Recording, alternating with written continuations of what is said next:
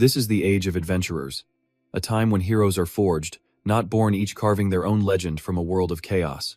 Their path lies through mysterious gates that appeared from nowhere. Beyond these portals, nightmarish monsters, things that have no place in the human realm. Countless adventurers have died in there, but the promise of powerful, priceless artifacts fuels the ambitions of anyone wanting to strike it rich. Our story begins at a bustling port in the city of Lit, a major hub for trade ships and adventurers alike. As their ship docked, a brown-haired boy named Damon practically exploded with excitement, yelling, "We finally made it here!" Walking through the streets, Damon couldn't ignore the calls from all the small-time merchants. His eyes lit up as he took it all in. So this is the port city of Lit, huh? Damon was completely captivated, looking at everything around him. Just then, Wur walked up, slinging an arm over his shoulder. "You seem pretty happy, huh?" Damon saw Wur's expression and shot back. "You're just as excited as I am, aren't you?" Trailing behind them were Tehran and Charlotte, both just as thrilled to be starting this journey. They pushed forward, full of passion and a hunger for victory. Right here, right now, their real adventure was beginning. The four of them stopped for a moment to rest and plan their strategy. Wur's face turned serious. "We need some bait," he said. "We have no idea what's inside that gate until we enter. Too many adventurers get wiped out by surprises. And that's exactly why we need a few slaves to use as decoys." Hearing Wur's proposal, Charlotte thought it made perfect sense and agreed without hesitation. They needed someone to distract the monsters so they could escape if things went bad. So, soon after, the group headed straight for the slave market, a place that specialized in selling decoys. The merchant there greeted Wur with a disturbingly friendly smile. According to him, the market was run by the Gaff Mechanics Guild. He assured them all the slaves here were meant to be bait, so they could pick freely. He let out a big laugh, guaranteeing, "You won't regret your purchase." Then, he pointed towards a cage in front of them. "I recommend these. They've got a pretty big build. Top quality stock." Wur didn't even hesitate. He bought both of them on the spot. The scene then shifts to a mysterious, glowing red gate. Wur walked over to a large tree right next to the portal. He pulled out his dagger and carved a mark into the trunk, a sign for others that someone was inside. Looking at the tree, it seemed like no one had ever entered this gate before, which meant they would be the very first to step inside. This got the four of them even more excited. One by one, the group and their two new slaves stepped through the portal. But something felt strange about this place. As they moved forward, they were stunned by the sight of giant, glowing mushrooms in the middle of a dark forest. They'd never seen such a mystical place. This was completely different from what they had imagined. Wur, leading the group, urged everyone to keep moving. These areas are usually far from any monster lairs, so we should be safe for now. Charlotte, observing nearby, then spoke up. "We can't go back through the same gate. We need to find a new exit first, just in case." But just as she said it was safe, a huge monster with razor-sharp teeth lunged from behind her. By the time anyone realized, it was too late. Charlotte was already under attack. The entire group panicked, screaming at the sudden appearance of the massive beast. They couldn't believe a monster would show up here, of all places. Then, a horrifying realization hit them. It wasn't just one monster. They were surrounded. Wur immediately raised his rocket staff, transforming it into a bow that fired arrows of pure magic. He let one fly, striking the monster that had Charlotte. The shot forced the beast to drop her, but something felt wrong, terribly wrong. He screamed at the others, "Tie the two decoys to a tree. We have to run, now." Following the order, Tehran pulled out his knife to threaten the slave in the black cloak. The slave begged to be taken along, but Tehran didn't care. He just yelled, "Shut up and stay here." Meanwhile, Damon quickly chained the other slave to a tree root. And just like that, they sprinted away, leaving the two slaves behind. Despite the slaves' desperate screams for help, a monster charged and attacked the one in black, while another raised its claws, ready to pounce on the slave in white. Meanwhile, Wur's group was running for their lives, trying to escape the horde. Wur carried Charlotte on his back, panting heavily. "This run's a failure," he gasped. "Forget about clearing the gate. We just need to find an exit fast." But Damon was still in complete shock. Frozen by what had just happened, he just stood there, completely ignoring Wur's urgent shouts. He wasn't moving. Seeing Damon just standing there like a statue, Tehran grabbed him by the collar and yelled. He said, "Move, you idiot. Listen to Wur and snap out of it. We failed this time, but we can always try again. Don't give up. We're all getting out of here." Tehran was trying his best to rally his teammates' spirit, but from behind them, another monster had already caught up. In an instant, it lunged at Tehran, slamming him into the ground so hard it cracked the earth. Rock fragments flew everywhere. Wur saw it happen and screamed Tehran's name in horror. But Tehran was already gone.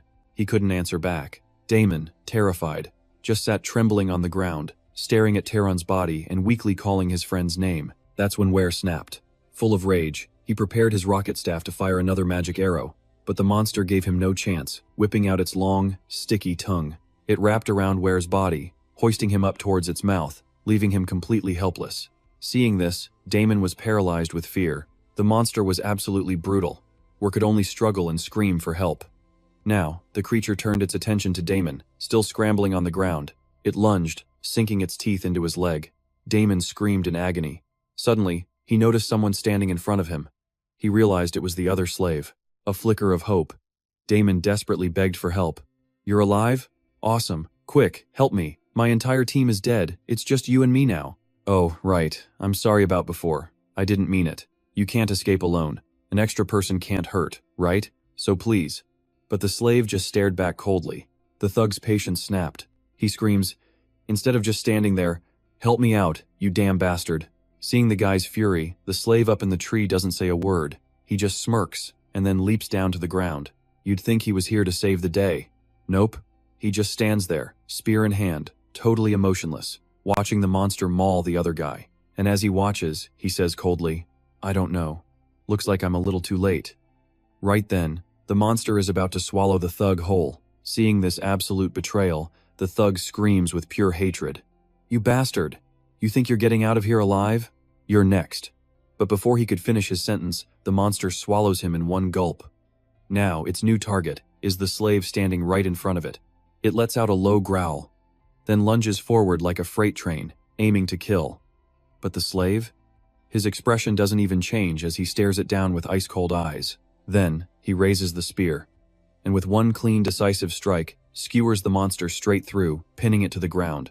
It collapses, unable to move, unable to fight back. Then, our guy casually brushes his hair back. "I'm not dying here, not in a place like this. This man is El Pomi." We cut to a different time, a desolate wasteland, totally ravaged by monsters. High on a cliff, the silhouettes of a small group of people. They're adventurers, the lucky few who survived the apocalypse. And before them, a countless horde of hideous monsters, each with its own twisted form and terrifying power. One of them stands out, a massive, three-headed beast. That is the Dragon King, Gontai. The girl on the cliff watches the scene unfold, her voice filled with despair. Looks like the Sagittarius organization has fallen too. Now, we have nothing left to rely on. The Knights Order, the Resistance, the Crusaders, all the adventurers, and even the 6 heroes who were once our hope. They're all dead. You're the only one left. The very last adventurer, El Pomi. Let's go. Time for our final adventure. And just like that, the battle erupts. In an instant, the entire forest becomes a battlefield of pure destruction. Pomi collapses to his knees, his body covered in blood. Around him, the bodies of dozens of his fallen comrades. All he can do is stare at the carnage and scream in agony. His brothers in arms, the ones who fought by his side, all gone. And now he, the last survivor, is forced to kneel before one of the heads of the Dragon King, Gontai. He looks up helplessly at the sky, where the now 2-headed Gontai circles above, and asks himself in despair, "Is this really how it ends? It's regenerating its severed head. Everything we did was for nothing. Is this my end, the end of the world, and the end of our adventure, too? What a joke. How can this be the end? Philip, Jiden, Alexis, they all sacrificed themselves for this." He screams at the top of his lungs, "I can't accept this." His eyes burn with pure rage as he glares at Gontai. He is determined to destroy this thing. It can't end like this. Pomi gathers what little magic he has left into his palm. He tries to form a magic arrow, but his body is too broken. The magic in his hand shatters into nothing before he can even launch the attack. The backlash causes him to cough up a massive amount of blood. And now, Gontai has noticed him. It begins to gather a huge amount of magic in its mouth, preparing to fire. The Dragon King unleashes the blast straight towards Pomi.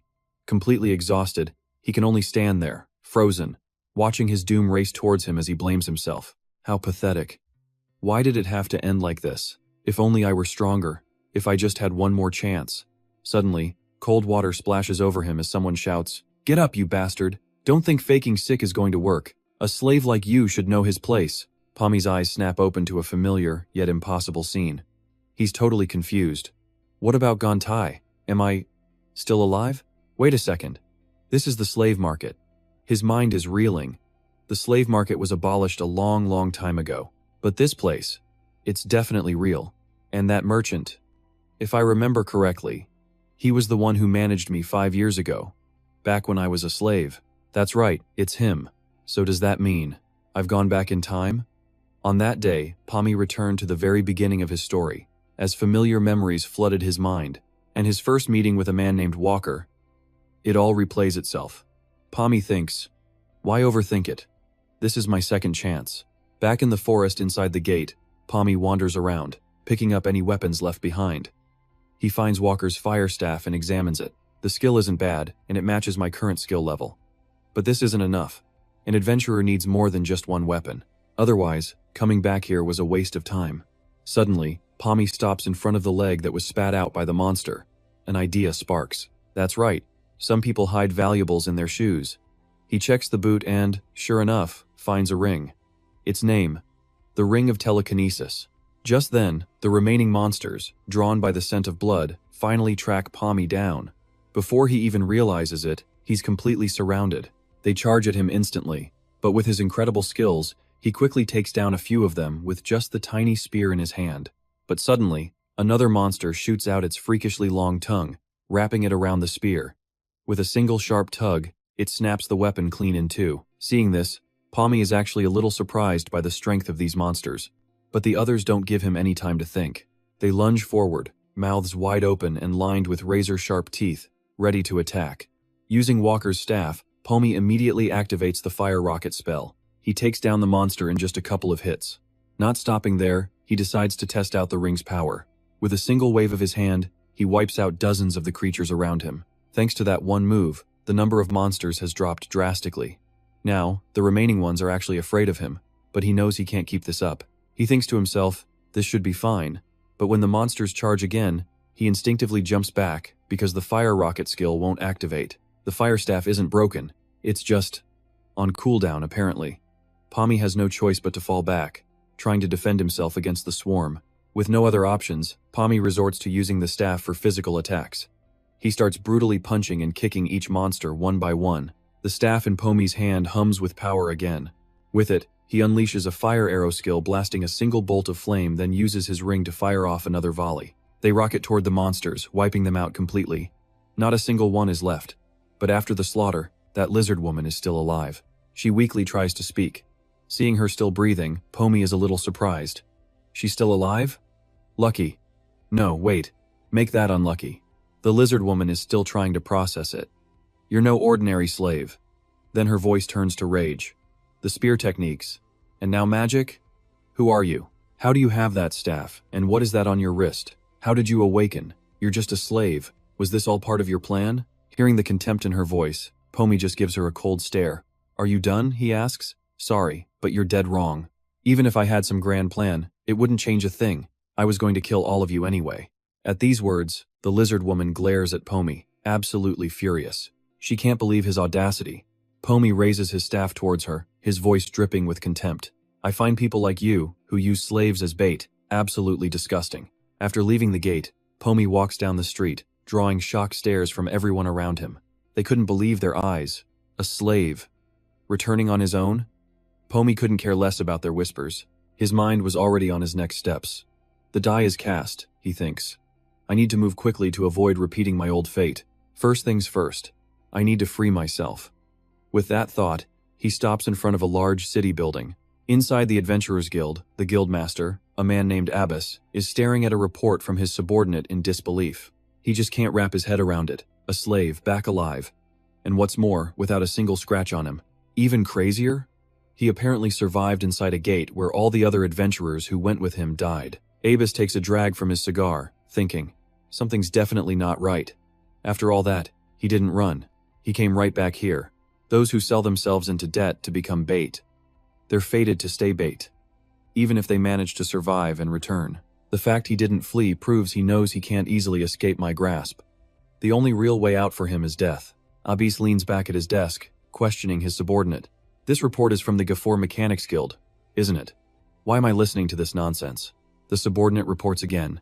There's one more thing, sir. That slave.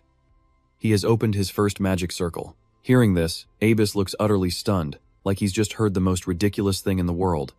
He asks again, "You're telling me a slave, a piece of bait, opened his first magic circle?" He trails off, lost in thought.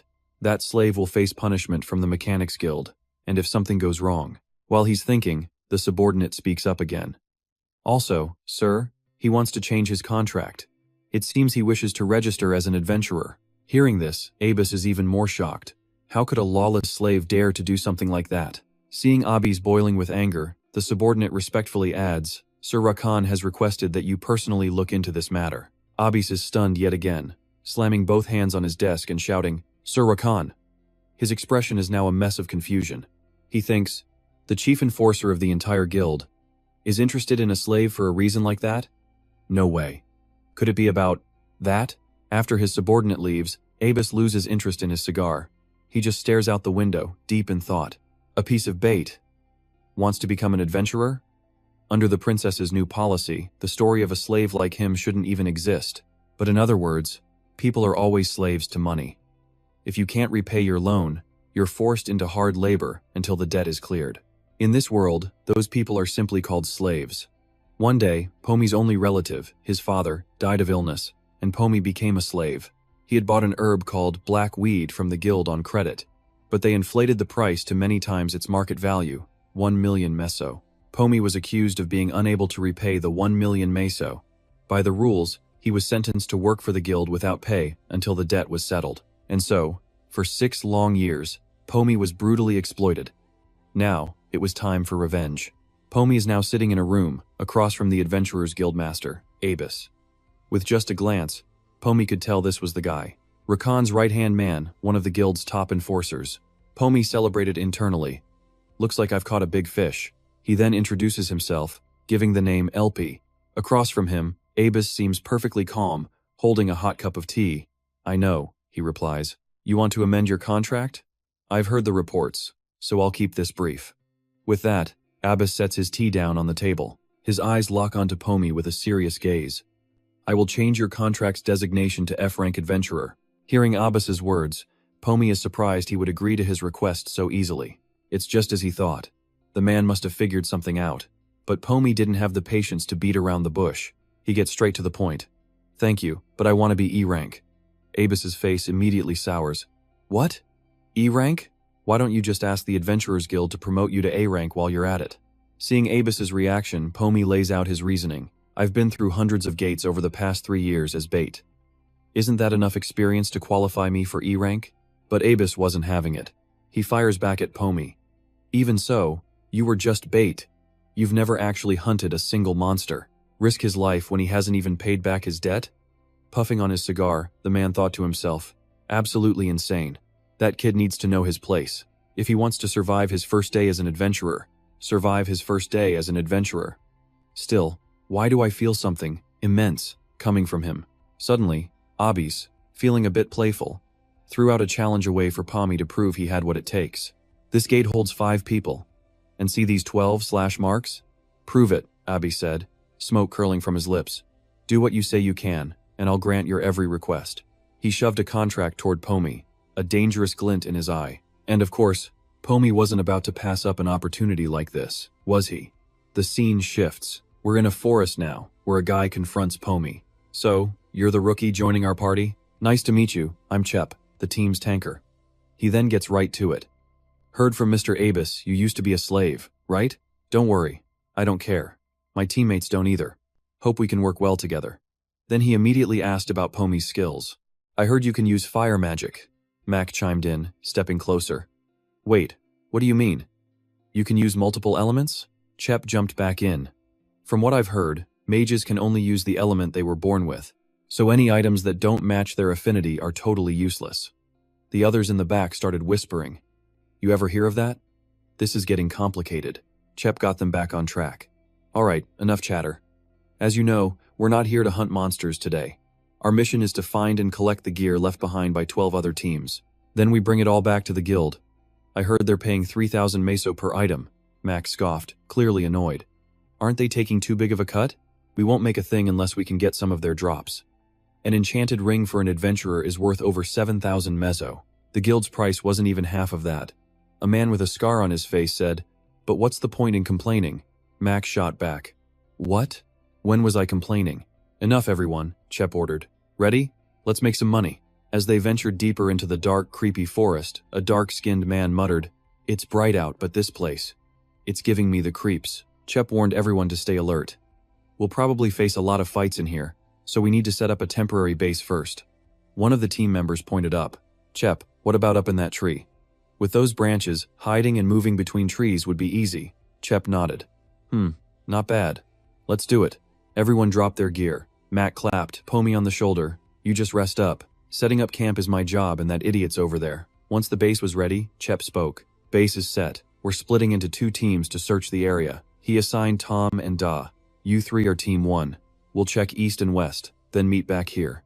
If anything happens, signal immediately and run back to base. Got it? Everyone yelled back in unison, got it. Jeff and Pomi went together, with Chep leading the way. But something was bothering him. How have we been walking this long without spotting a single monster? Not even one piece of gear.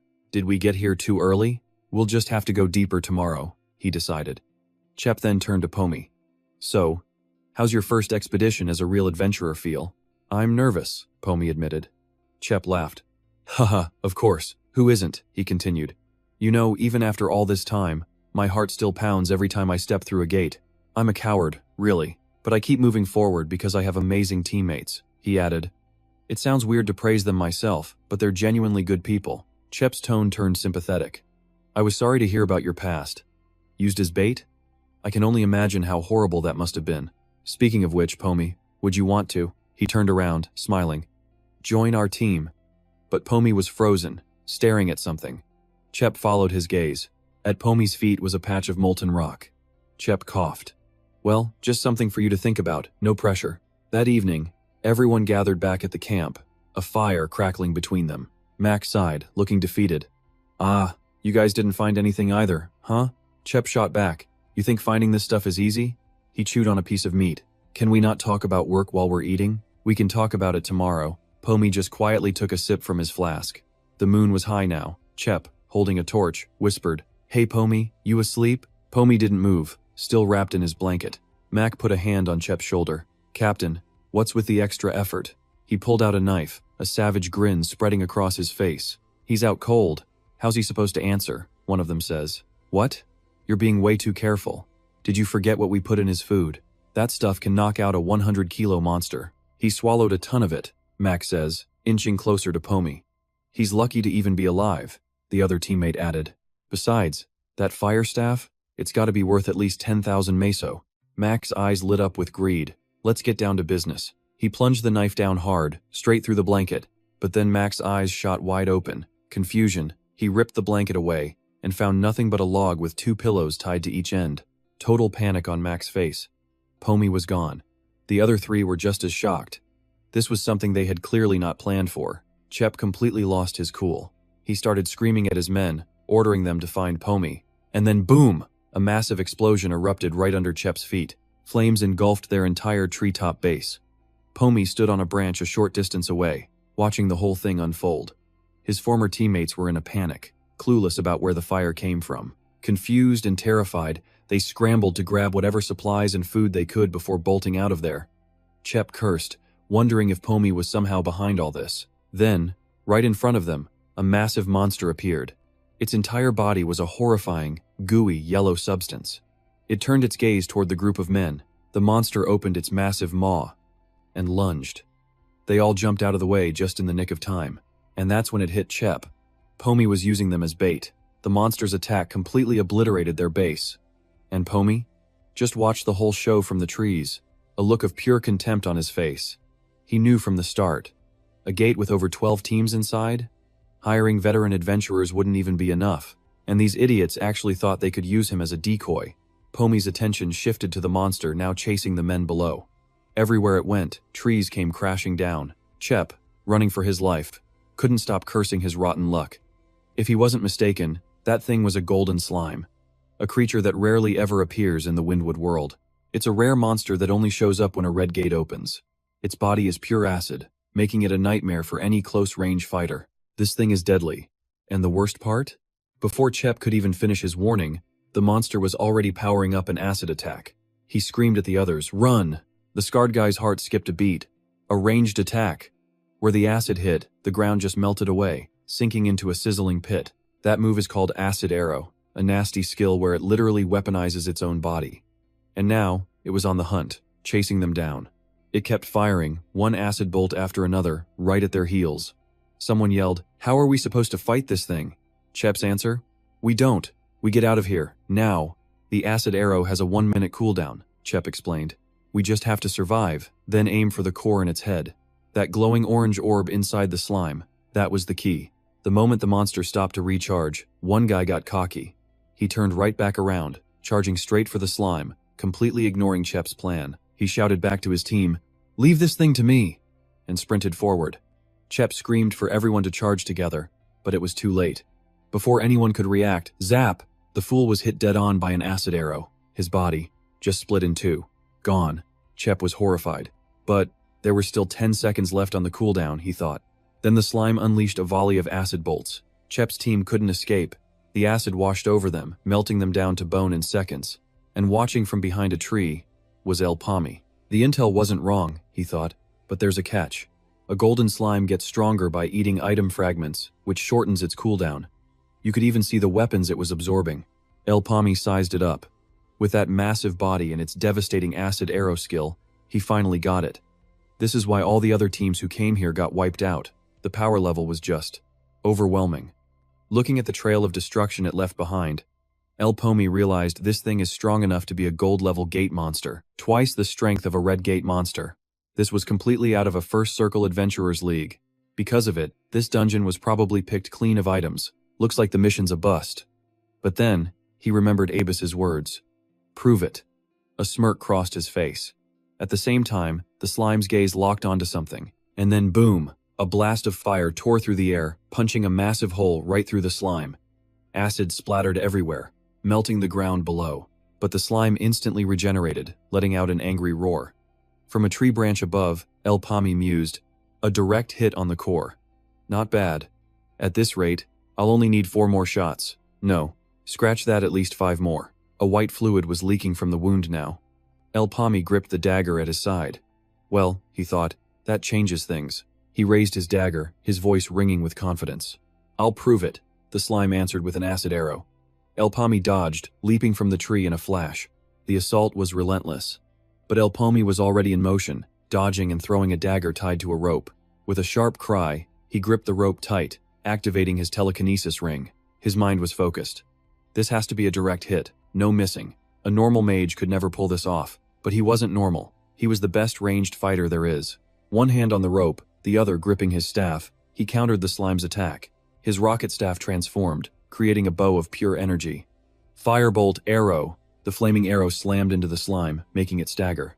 It fired back with acid, but Pomi was already airborne, using the rope to swing clear. 4 more to go, he thought. He fired again. Another direct hit with the firebolt arrow. 3 left, he counted, as the slime went into a furious rage. He weaved through its attacks with ease and launched another arrow. 2, he yelled. But this time, the slime dodged. Pomi was surprised. It dodged? For something that big, it was fast. But then, he activated his telekinesis ring on the flying arrow. It's not over yet, he thought with a grin. The firebolt arrow suddenly changed course mid-air, striking the slime from behind. A direct hit. The core was finally exposed as Pomi landed. He aimed his staff. Last shot. But the slime suddenly raised its massive arm, preparing for a devastating slam. With a quick glance, Pomi used his ring, sending his roped dagger flying into the ground behind him. The slime smashed down where he'd been, but he was already gone. He used his legs to brace against the rope's tension and aimed his staff. Firebolt arrow. The slime raised its arm to block. Pomi just smirked. He used the ring again. The arrow curved beautifully around the slime's arm, striking the exposed core head-on. A direct hit. Cracks began to spiderweb across the core's shell. The slime let out a final shriek as it began to glow, ready to self-destruct. A massive explosion erupted. Pomi was already running as a tidal wave of acid poured out. He launched his dagger forward, using his telekinesis ring to wrap the rope around a distant branch. He swung high into the air, narrowly escaping the rushing river of acid below. Everywhere the acid touched was instantly destroyed. After the deadly flood finally cooled, smoke filled the air. El Pomi landed and looked around the wasteland until something caught his eye. A single, glowing red gem. El Pomi used his ring to pull it towards him. The moment it touched his hand, it pulsed with brilliant red light, surrounding him in a protective barrier. Back in the Adventurers Guildmaster's office, El Pomi announced, "I'm back." Abis took a long drag from his cigarette, staring at the adventurer sitting opposite him. "So, you're not just full of hot air, are you?" Abis said. "But why are you back alone? Where are the items?" El Pomi replied coolly. "The team you gave me. They were all rookies. They planned to jump me and steal all the loot." He closed his eyes. "When I split from the group to get away, they ran into the boss monster. They were all wiped out." "A boss monster?" Abis asked. El Pomi confirmed, "A golden slime." Hearing that, the guildmaster's eyes went wide. "What? If it was a golden slime, then all the items must be." "That's right," El Pomi cut in. "It swallowed every last one of them." Abis gritted his teeth. "Damn it! All the Merchant's Guild items are gone? The mission is a complete failure." He stared at El Pomi, his mind racing. "The problem is, this kid survived and got out. See, there are a few hard rules for these gates. Rule 1. Limited entry.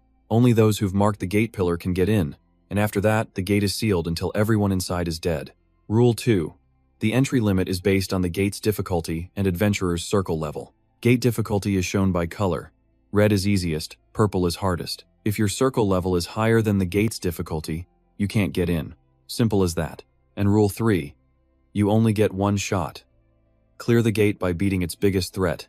If even one person makes it out alive, the gate is destroyed. You can never go back. Which means, if he got out, the gate is gone for good. No one else can ever enter." Abis's thoughts swirled. So the gate has vanished. But how could a single circle hunter like him handle a golden slime? He sighed, blowing out smoke. "I get it. You were just focused on saving your own skin. Is that it?" He'd already written off the swallowed items, ignoring them completely. The mission was a failure. That's all that mattered. But then El Pomi spoke up. "Hold on. I'm not done talking." "What is it?" Abis asked. El Pomi unwrapped the binding on his arm, revealing something underneath. "The golden slime," he said. Abis's eyes went wide. "No. Impossible." El Pomi held up his arm, now marked with 2 glowing circles. "I consumed it." Abis was floored. "2 circles? You absorbed the mana stone from the golden slime?" "I believe," El Pomi stated calmly. "This proves what I'm capable of. So, as promised, put my name on the roster." Abis gave his answer. D rank. El Pomi stared back, shocked. "What did you say?" Abis stepped closer to El Pomi. "I'll register you as D rank. No, scratch that. Work with me, and I'll make you a C rank adventurer." Without hesitation, El Pomi picked up the pen and signed. Taking a drag from his cigarette, Abis thought to himself. C rank was a huge stretch for an adventurer without even 3 circles. Usually, adventurer ranks are decided by the number of circles they have. The system was a pyramid. At the very top, you had the veteran A and B ranks. In the middle were the C and D ranks, the workhorses, and at the bottom, the E and F rank newbies. The number of circles was supposed to be the ultimate proof of power.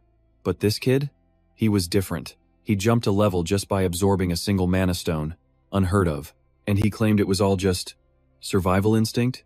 Abis let out a small, thoughtful smile. "Yeah, survival instinct. No, that wasn't right. This was raw, natural talent. To come back from the brink of death with a second circle already formed. Abis had never seen anything like it. I need this guy." A grin spread across his face. He'd just hit the jackpot. El Pomi noticed the sudden change in attitude. Seemed like the old man was finally warming up to him. Well, no time to waste, he thought. A red gate had appeared. A 100-person raid. A massive event that every merchant guild had their eyes on. And of course, the Gafo Merchant Guild was no exception. El Pomi set the pen down. "Well," he mused, "this doesn't hurt my plans at all. In fact," he thought, "this is the perfect opportunity to move my plan forward." He looked at Abis. "I have a proposal for you." Abis just grunted. "Spit it out." El Pomi held out his hand, his voice casual. "Lend me some money." On the outside, Abis kept his smile. But inside? He was raging. This damn kid has some nerve. People say the gates ushered in the age of adventurers. But that's a lie. It was all a trap set by the Dark Sorcerer. A meat grinder designed to wipe out the future of the World Tree and bring about the apocalypse. All those monsters inside? They're just waiting for the right moment to pour out. And when they do, we are guaranteed to lose. In exactly 3 years. The fate of the World Tree is sealed. Abis watched through the window, cigarette in hand, as El Palmi walked away. His other hand rested on the pouch of money beside him. It's not enough, El Palmi thought, but it's a good start. This 100-person gate was a red-level threat. Only those with 2 circles were even allowed to enter. Normally, the Gaffo Guild only backed high-rank adventurers. The only reason they'd invest in a 2-circle rookie like him? They were gunning for that specific gate. He'd managed to get some cash, but blowing it all on items would be idiotic. Gear appropriate for his level was way too expensive. Can I even buy anything useful with this amount? He wondered. Then, an idea struck him. El Palmi stopped walking. He was standing before the entrance to the enslaved market. Looking up at the sign, he stepped inside. A man with long hair greeted him with a practiced smile. Welcome, valued customer. Thank you for choosing the enslaved market. You're an adventurer, yes? Allow me to show you around. So, what kind of partner are you looking for? Some bait? A warrior to fight by your side? El Palmi shook his head. I need a guide. The man just stared, completely thrown off. Deep underground, the long-haired man led him down a dark corridor. This here is the punishment block, he explained. It's where we keep the defiant ones, like the guy you're looking for. He stopped and pointed to a cell. In here.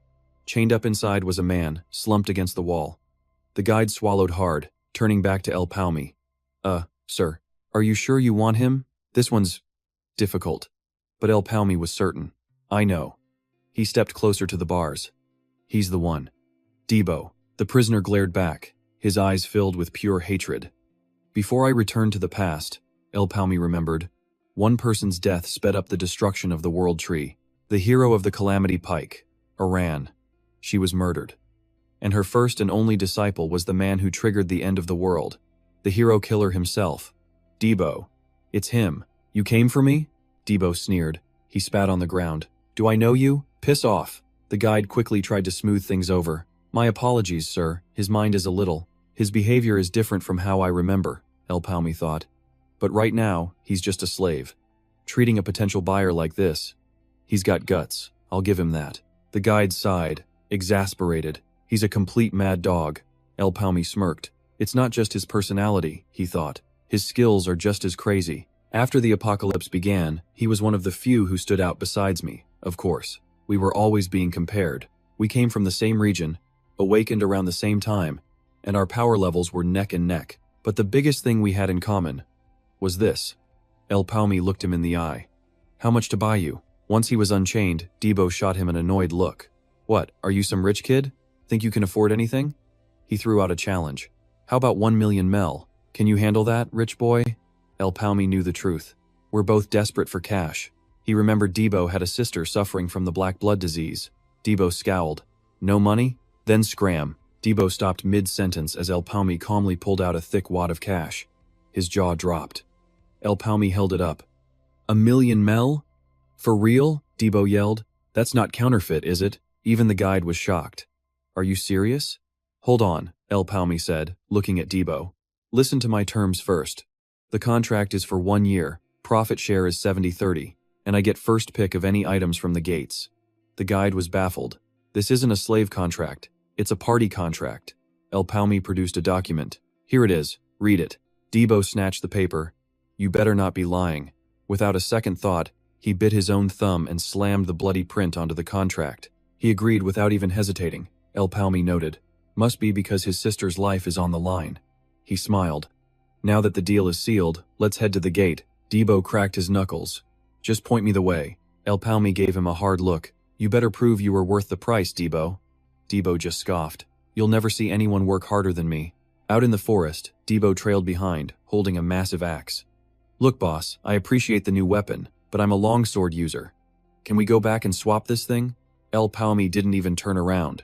From now on, you'll learn how to use a calamity pike. If you don't like it, he added, we can always break the contract.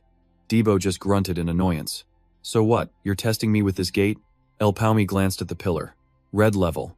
And the entry limit had dropped to just 8 people. Looks like we're in the right place. Debo looked around, confused. Where's the rest of our party? A boss with your kind of cash must have some top-tier teammates, right? He kept looking around. Okay, at the very least, you brought a healer, didn't you? A fight's a fight, but a healer makes everything better. El Palmi turned back to look at Debo. Debo was confused. What's that look for? Why are you staring at me? He asked, a little worried. Wait, don't tell me. But his boss, El Pomi, just said, "Don't worry about teammates. We have enough people." Debo clutched his chest, sighing in relief. "Knew it. Just scaring myself again." El Pomi raised a hand, pointing straight at Debo. "You." Debo stared blankly. "What? Me?" he yelled. "Wait, no way." But El Pomi just shoved him straight into the portal, saying, "Stop wasting time. Get in there." Debo screamed as the portal spat them out. He face-planted hard. "Ah, are you crazy?" he yelled, furious. "That gate was for 8 people. What is wrong with you? Do you think this is some kind of joke? And besides, I have to use this weapon." El Pomi just frowned as Debo stammered on. But suddenly, a loud noise erupted nearby. A massive cloud of dust kicked up as they moved. Debo's voice was tense. "They're stumps." He gripped his halberd, thinking, "Oh great, this is all my fault." These things were notorious for their tough hides. Swords and spears could barely scratch them, and now they were facing a whole swarm. El Pomi stepped forward. "Get out of the way." Debo tried to stop him. "Wait, hold on." But El Pomi had already unleashed his fire arrow. One of the stumps took the hit, losing half its face. It barely had time to screech before it went down. Debo was in shock as one fire arrow after another wiped out the entire horde. The whole swarm of stumps was annihilated in the blink of an eye. El Pomi said, "What a disappointment. We just got here and you're already like this. Don't make that mistake again." Debo just stared at him. He thought to himself, "Who is this monster?" The scene changes. That evening, at some fancy mansion, a woman in armor is kneeling to report. The merchants have taken the bait. The plan will take more time, but the people we're sending have already been chosen. A man holding a wine glass stared out the window. The woman asked, "So, should we proceed with the operation?" The man, his eyes glowing red, simply answered, "Yes." The woman bowed her head and left. The white-haired man raised his glass of red wine. "Everything will proceed according to that person's will. He will liberate the Arbor Mundi." Back on the field, the stumps lay scattered everywhere. Debo held up a bag of their mana stones. 27 of them. "I've collected all the mana stones." El Pomi just grunted. "Good. Let's go." Debo quickly replied, "Yes, sir." The two walked under the scorching desert sun. Debo thought to himself, I thought he was crazy, but this guy is on a whole other level. Was that a remote control skill? I've never seen anyone use fire arrows like that." Debo smirked. Traveling with someone this skilled meant he was about to get seriously paid. Awesome. A 70-30 split would cover his medical bills and living expenses. "There," El Pomi said. The two of them hid behind a rock formation. Debo peeked out. Another group of stumps. "Looks like 8. No, 9 of them," El Pomi replied. "A perfect number." Debo was confused. "Huh? What do you mean?" El Pomi just stared him down. Suddenly, a loose rock fell, waking up the entire pack of stumps. Debo leaped from above, halberd in hand, and sliced one of the monsters clean in two. The whole swarm went wild. Debo thought, "Crap, I have to fight them myself? I've never used this weapon before. This is a huge pain." He felt like even 10 lives wouldn't be enough for this. Debo shouted while blocking their attacks. "You damn boss." From a distance, El Pomi stood watching, analyzing him. He noted, he's used to swords. No wonder his movements are so awkward. But he'll soon see that the halberd is the weapon that will make him stronger than ever. There was no need to doubt his talent, because he was the one. The only one chosen to be the student of the halberd hero, Iran. A stump roared, and Debo cut it down with a single, powerful strike. He was surprised. "Whoa, this halberd is strong, and its attack range is huge. This might be even better than a sword, and when I relax my grip, it feels even lighter. So what if I hold it like this?" Debo changed his grip on the halberd, and sliced another stump in half. He then moved fluidly, wiping out the rest of them. El Pomi crossed his arms, thinking, he learns fast. To have this much skill even before his awakening, Debo suddenly stopped. The rocks above him started to crack and crumble. Then, a massive tree branch burst out from the ground, swinging right at him. Debo looked up. "What the?" he screamed. "It's a Stampy!" The giant Stampy attacked Debo. Luckily, El Pomi saved him, shoving him aside. He then raised his fire staff and said, "It's just big. That makes it an easier target." El Pomi launched a fire arrow. Debo thought, "That's more like it. Time for some magic." But the Stampy used its own branches to block the attack. Debo was shocked. It blocked it. El Pomi created another fire arrow while activating his telekinesis ring. He thought, "It reacted faster than I expected. How about this? Remote control. Activate." The fire arrow flew in circles around the Stampy, then looped around to its back. Just one hit is all I need, El Pomi thought. But somehow, the Stampy blocked that too. El Pomi was stunned. It blocked that one as well? The two of them started running for their lives. Debo yelled, "So magic is useless too? What are you standing there for? Run if you don't want to die." El Pomi was thinking. It's not that the attack was useless. It shouldn't have been able to block the fire arrow. The problem is those branches.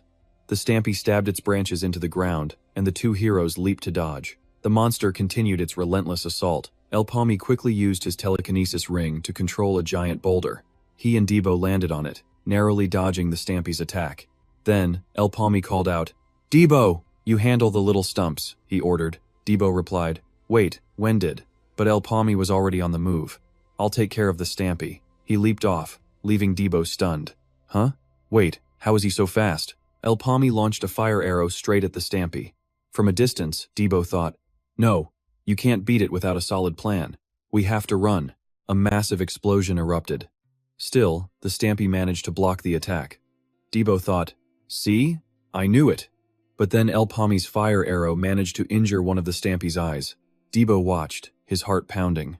He got a hit in.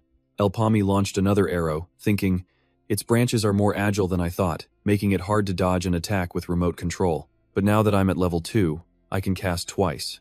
With a single shot, El Pomi pierced one of the Stampy's branches, making it scream in pain. While fighting off the smaller stumps, Debo watched the main event. Unbelievable. There was another arrow hidden behind the first one. No matter how fast it is, it can't dodge consecutive attacks like that. Even the giant Stampy couldn't handle it. This guy was more than a monster. Debo's focus suddenly shifted. He thought, "Wait, no." The smaller stumps were getting close to El Pomi. He screamed, "Behind you, watch your back." Crap, he thought, there were too many of them. I let a few slip past. El Pomi wiped out the incoming stumps with a casual fire arrow. He turned and scowled. "Debo, you can't even handle these little guys?" The Stampy saw its chance, attacking while El Pomi was distracted. El Pomi jumped back, thinking, "The second I let my guard down." One of the Stampy's branches was about to smash him, but Debo grabbed El Pomi's shoulder and shoved him back. "Ha!" he yelled, using his halberd to sever the Stampy's branch. Debo turned back, grinning. "Ha! I just saved your life. Aren't you going to take back what you said?" El Pomi just smiled. He seriously held up his staff, forming 2 fire arrows at once. "All right," he said. "You're finally pulling your weight." Together, they shouted, "Let's do this." El Pomi gave the final command. "Okay. Attack." El Pomi unleashed both fire arrows, and another one of the Stampy's branches got completely obliterated. The monster roared in pain as El Pomi's arrows flew, and at the exact same moment, Debo closed the distance. Slice. Debo's halberd severed one of Stampy's limbs, while El Pomi's arrow curved around to destroy another one. El Pomi thought in surprise, an attack from both sides. He called out, "I'll take the right." Debo gripped his weapon and shot back. "Then the left is all mine." The two of them moved in perfect sync, attacking at the exact same time. Debo leaped into the air, slicing through 3 of Stampy's branches. But then another limb whipped out from behind, smashing into him. He cried out in pain, stumbling to his knees and coughing up blood. Debo plummeted to the ground, screaming, "El Pomi!" Down below, El Pomi summoned a slab of rock to catch him, but Stampy shattered it instantly, sending Debo falling once again. El Pomi thought, "Okay, this is getting messy." He levitated the surrounding rocks into platforms. Debo made a rough landing on one, ducking just in time to dodge another attack. "Damn," he muttered. "That was way too close." Stampy destroyed the rock Debo was standing on, but he was already airborne, leaping to another platform. El Pomi's arrows zipped around the monster's head, forcing it to turn away, distracted. "Let's finish this, Debo," El Pomi yelled. Debo charged forward, plunging his halberd right into Stampy's eye. The beast roared in agony, slamming Debo against a cliff face. He pushed off the wall, screaming, "It's not over, you damn monster." El Pomi clenched his fist, using his telekinetic ring to control the halberd still buried in Stampy's eye. He yanked his hand back, and the halberd ripped free from the monster's socket, flying straight back to Debo. Catching it, Debo grinned, open wide. "I've still got dessert for you." With a final slash, he took out Stampy's remaining eye. The monster shrieked in pain as Debo jumped clear, landing safely on the ground. Stampy's massive jaw hung wide open. El Pomi fired 2 arrows that flew straight down the monster's throat, and its core began to crack and shatter. The beast was consumed by fire. Debo gasped for breath. El Pomi walked over. "Nice fight." Debo nodded. "You too." The two of them stood and watched as Stampy burned to ashes. The scene changes. The moon is high in the sky, but one house still has its lights on. Debo's little sister sat at the dining table. "It's so late," she said to herself. "I should just eat first and go to bed." She closed her eyes to say grace. "Thank you for the meal." Suddenly, there was a knock at the door. She turned around and went to open it. "Who is it?" she asked. Her eyes went wide with shock. Debo was standing there, covered in wounds. "Brother," she cried out. He just smiled. "I'm home." Her little hands clenched the fabric of her dress. With tears in her eyes, she threw her arms around her brother. "Welcome home." Meanwhile, in his own house, El Palmi had also returned. He walked inside and looked towards someone lying in bed, a photo of him and another person on the nightstand. Elsewhere, Abis sat in his office, staring intently at a document in his hands, lost in thought. He sighed. "Ha, this whole thing." He grimaced, rubbing his temples with a pipe clenched in his teeth. "The subjugation of the high-grade gate for 100 adventurers is almost here. But who should I send? Sir Rock is in charge of this. If I disappoint him." Abis muttered to himself, thinking about the upcoming raid. This subjugation was a huge event, with all 10 of the major guilds participating. The reason it was so popular?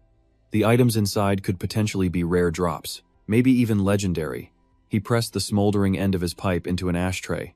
Of course, that also means the difficulty is off the charts. The 3 Natasha sisters from their guild, the Golden Richie, they possessed unbelievable skills, with 1 or 2 magic circles. Compared to them, the adventurers from the Gaff Miners Guild, who also had 2 circles, were a complete joke. To be blunt, the manpower of the other 10 major guilds, including Golden Richie, was incredibly strong. Among them, their guild was the one with the worst reputation and the weakest members. He clutched the paper with El Palmi's picture, hesitating as he mumbled, "I'm not so sure, but..." Suddenly, the door to his office was thrown open. "Who dares enter without knocking?" Abis growled, annoyed. But when he saw who had walked in, he froze. He shot to his feet, stammering the man's name. "Sir, Karan." Karan immediately cut to the chase. "How is the member selection for the gate team coming along?" Abi stepped aside, offering his chair to Karan. He bowed his head and reported, "I'm sorry. It's still not." Hearing that answer, Karan looked deeply displeased. He chastised him. "You're working a bit slow, Abis. Not like you at all. What about those adventurers you mentioned before?" Abis quickly replied, "Regarding El Palmi, I'm still quite worried about him. Trep's entire party died, and there's no way to confirm what happened in there without any witnesses. He might be genuinely skilled, but for something this important, we need to be certain." Karan's calm voice cut through the air. "Then why don't you just test him again?" A worried expression crossed Abis's face as Karen continued. "It's not like this event will only happen once, right? We can just form a team of prospects we want to evaluate. Have them conquer a random gate nearby." Karan grinned, a dangerous glint in his eye. His voice dropped to a low rasp. "Quite a few people will go in, and that way, we'll find out everything we need to know about them." The scene shifts to a glowing red gate, where a large number of adventurers have gathered. To participate in today's event, one man cheered excitedly. "Whoa, look, there are so many adventurers this time." Suddenly, a group of people approached El Palmi. "You part of the South Asia group?" they asked. A man named Iburu gritted his teeth in annoyance. "2 slaves?" El Palmi didn't answer, just stared them down coldly. He looked at them and thought, "No matter how you slice it, we are not welcome here. To adventurers like them, slaves are just a nuisance. That's the unwritten rule, especially among experienced adventurer parties." He thought grimly. "It seems they're true. Fully awakened 2-circle magic users. They look much stronger than Trep's old team. Which means they're strong enough that they don't need to use slaves as bait." Just then, Abbas appeared and spoke. "Is everyone here?" El Palmi was surprised. "He came here himself?" Abis, with his pipe still in his mouth, announced the rules loud and clear. "I'll make this short. The test will begin in a few minutes. Whoever demonstrates their potential will be given an opportunity." Iburu asked, confused. "What kind of opportunity?" Abis's voice boomed. "The opportunity to participate in the 100-man gate subjugation." All the adventurers were completely stunned, especially Iburu, who gasped along with the others. "The 100-man gate?" Abis added. "Show me your true strength in this gate, and you'll receive special treatment." El Palmi's expression remained like ice. He thought to himself, so that was his plan. On a tree next to the red gate, the number 40 appeared. Abis shouted, "Now, do your best." The red gate flashed with a bright light, and all the adventurers began to walk through it. After stepping through the gate, Iburu grumbled in disappointment. Another forest gate?" He glanced at Dulan and declared, I'll only cooperate when we're fighting the boss. Everyone split off into their own teams, scattering around the area. His voice echoed, "Split up and scout everything. We'll reassemble at the signal." And of course, Pomi and Debo formed their own team. With his team, Dulan's voice was cold as he gave the order, "We don't have much time. Focus on the hunt." The girl behind him replied excitedly, "Yes, sir, Dulan." With his keen eyes, Dulan had already spotted their target, a mushroom monster, and it was heading right for them. Someone complained, sounding bored. Is there only one monster?" Dulan raised his staff to cast a spell, grumbling in annoyance. What a waste of time. He launched a blue orb at the monster, so powerful it caused a huge explosion, sending rock and dirt flying everywhere. 2 words came to Dulan's mind. So boring. He gave another order, "Grab its magic stone and let's go." As the dust settled, the monster's silhouette slowly reappeared. After that massive explosion, the monster was completely unharmed, not a single scratch on it. A team member shouted in shock, "What? It took no damage at all?" Dulan's face paled as he gasped, "It's strong enough to resist a tier 1 spell, but whatever, there's a lot of us." Suddenly, the wind picked up, shaking the trees around them. Dulan frowned, shouting a warning. "Something's wrong. Everyone, be careful." It wasn't just one mushroom monster. Now, dozens of them were emerging, surrounding the 4 of them completely. Dulan yelled, "Damn it, we're totally boxed in." Instantly, several sword slashes flashed through the air, and with just a few swings, the mushroom monster was taken down. After defeating it, everyone was panting from exhaustion, looking at the dead monsters scattered across the ground. The girl in the group yelled out in a panic, "Sir Dulan, these things are stronger than we thought. What do we do?" Dulan frowned, his expression serious. "We're facing an insane number of monsters. At this rate, we'll burn out fast." The girl's face grew even more terrified when he added, "And if that happens, our lives will be on the line. Forget the plan. We need to go for the boss alone, and fast, before these mobs drain all our strength." Elsewhere, Aopaimi spoke with a cool frown. Most of the other groups are probably thinking the same thing. After taking down a monster, Debo was breathing heavily, his voice trembling. "That actually makes sense. Hope it works. But, why are you just standing there talking instead of helping me?" Aopaimi replied with a lazy tone. "It's only 3 monsters," Debo said cautiously. "Still, you're the one who said we have to use our time wisely and conserve energy." Aopaimi shot back, "Right. Let's keep moving." Debo's face turned serious, his brow furrowed with determination. "Let's go take down the boss." With that same cold attitude, Aopaimi replied, "Clear the mobs first." Debo looked confused and asked again, "Huh? What was that? Didn't you just say we should go kill the boss?" Aopaimi gave him a weary look and explained, "That's what everyone else is doing. So we're going to clear mobs first. Killing the boss isn't the only way to get points. Your ability to clear out the small fry counts too. Besides, the more people who gather at the boss, the more dangerous it gets there. You never know what schemes those people are hiding. Not every plan is obvious. Some people are always plotting something in the shadows." Debo scowled, thinking to himself, "Wow, does this guy think he's always right?" Aopaimi looked up at the sky, adding, "And I've got a really bad feeling about this place." In another part of the forest, Dulan's team was still on the move. The girl on his team noticed something and called out, "Sir Dulan, look." Dulan looked where she was pointing. "An exit. I didn't think we'd find one this fast." "Doesn't matter. Mark this spot." She immediately replied, "Yes, sir." Suddenly, Evan let out a scream. Dulan whipped his head around, annoyed. What is wrong with him? "Hey, Evan, shut your mouth." But Evan just let out a bizarre, loud laugh. Enraged, Dulan grabbed him, yelling, "Didn't you hear me? You're going to attract every monster around here." Evan turned around, his whole body trembling, with tears, snot, and sweat covering his face. Dulan was stunned, a single thought echoing in his mind. What the hell? All 4 of them panicked, scattering and screaming in terror. Dulan quickly realized what was happening. He covered his mouth and nose, thinking, "Poison gas. This is bad. I need to get out of here now." He sprinted towards the exit they had just found. But suddenly, another mushroom monster appeared, chasing him from behind. So that was the source the poison gas was coming from its body. Dulan's eyes widened in fear as he glanced back at it. The mushroom monster opened its mouth wide, revealing rows of sharp teeth.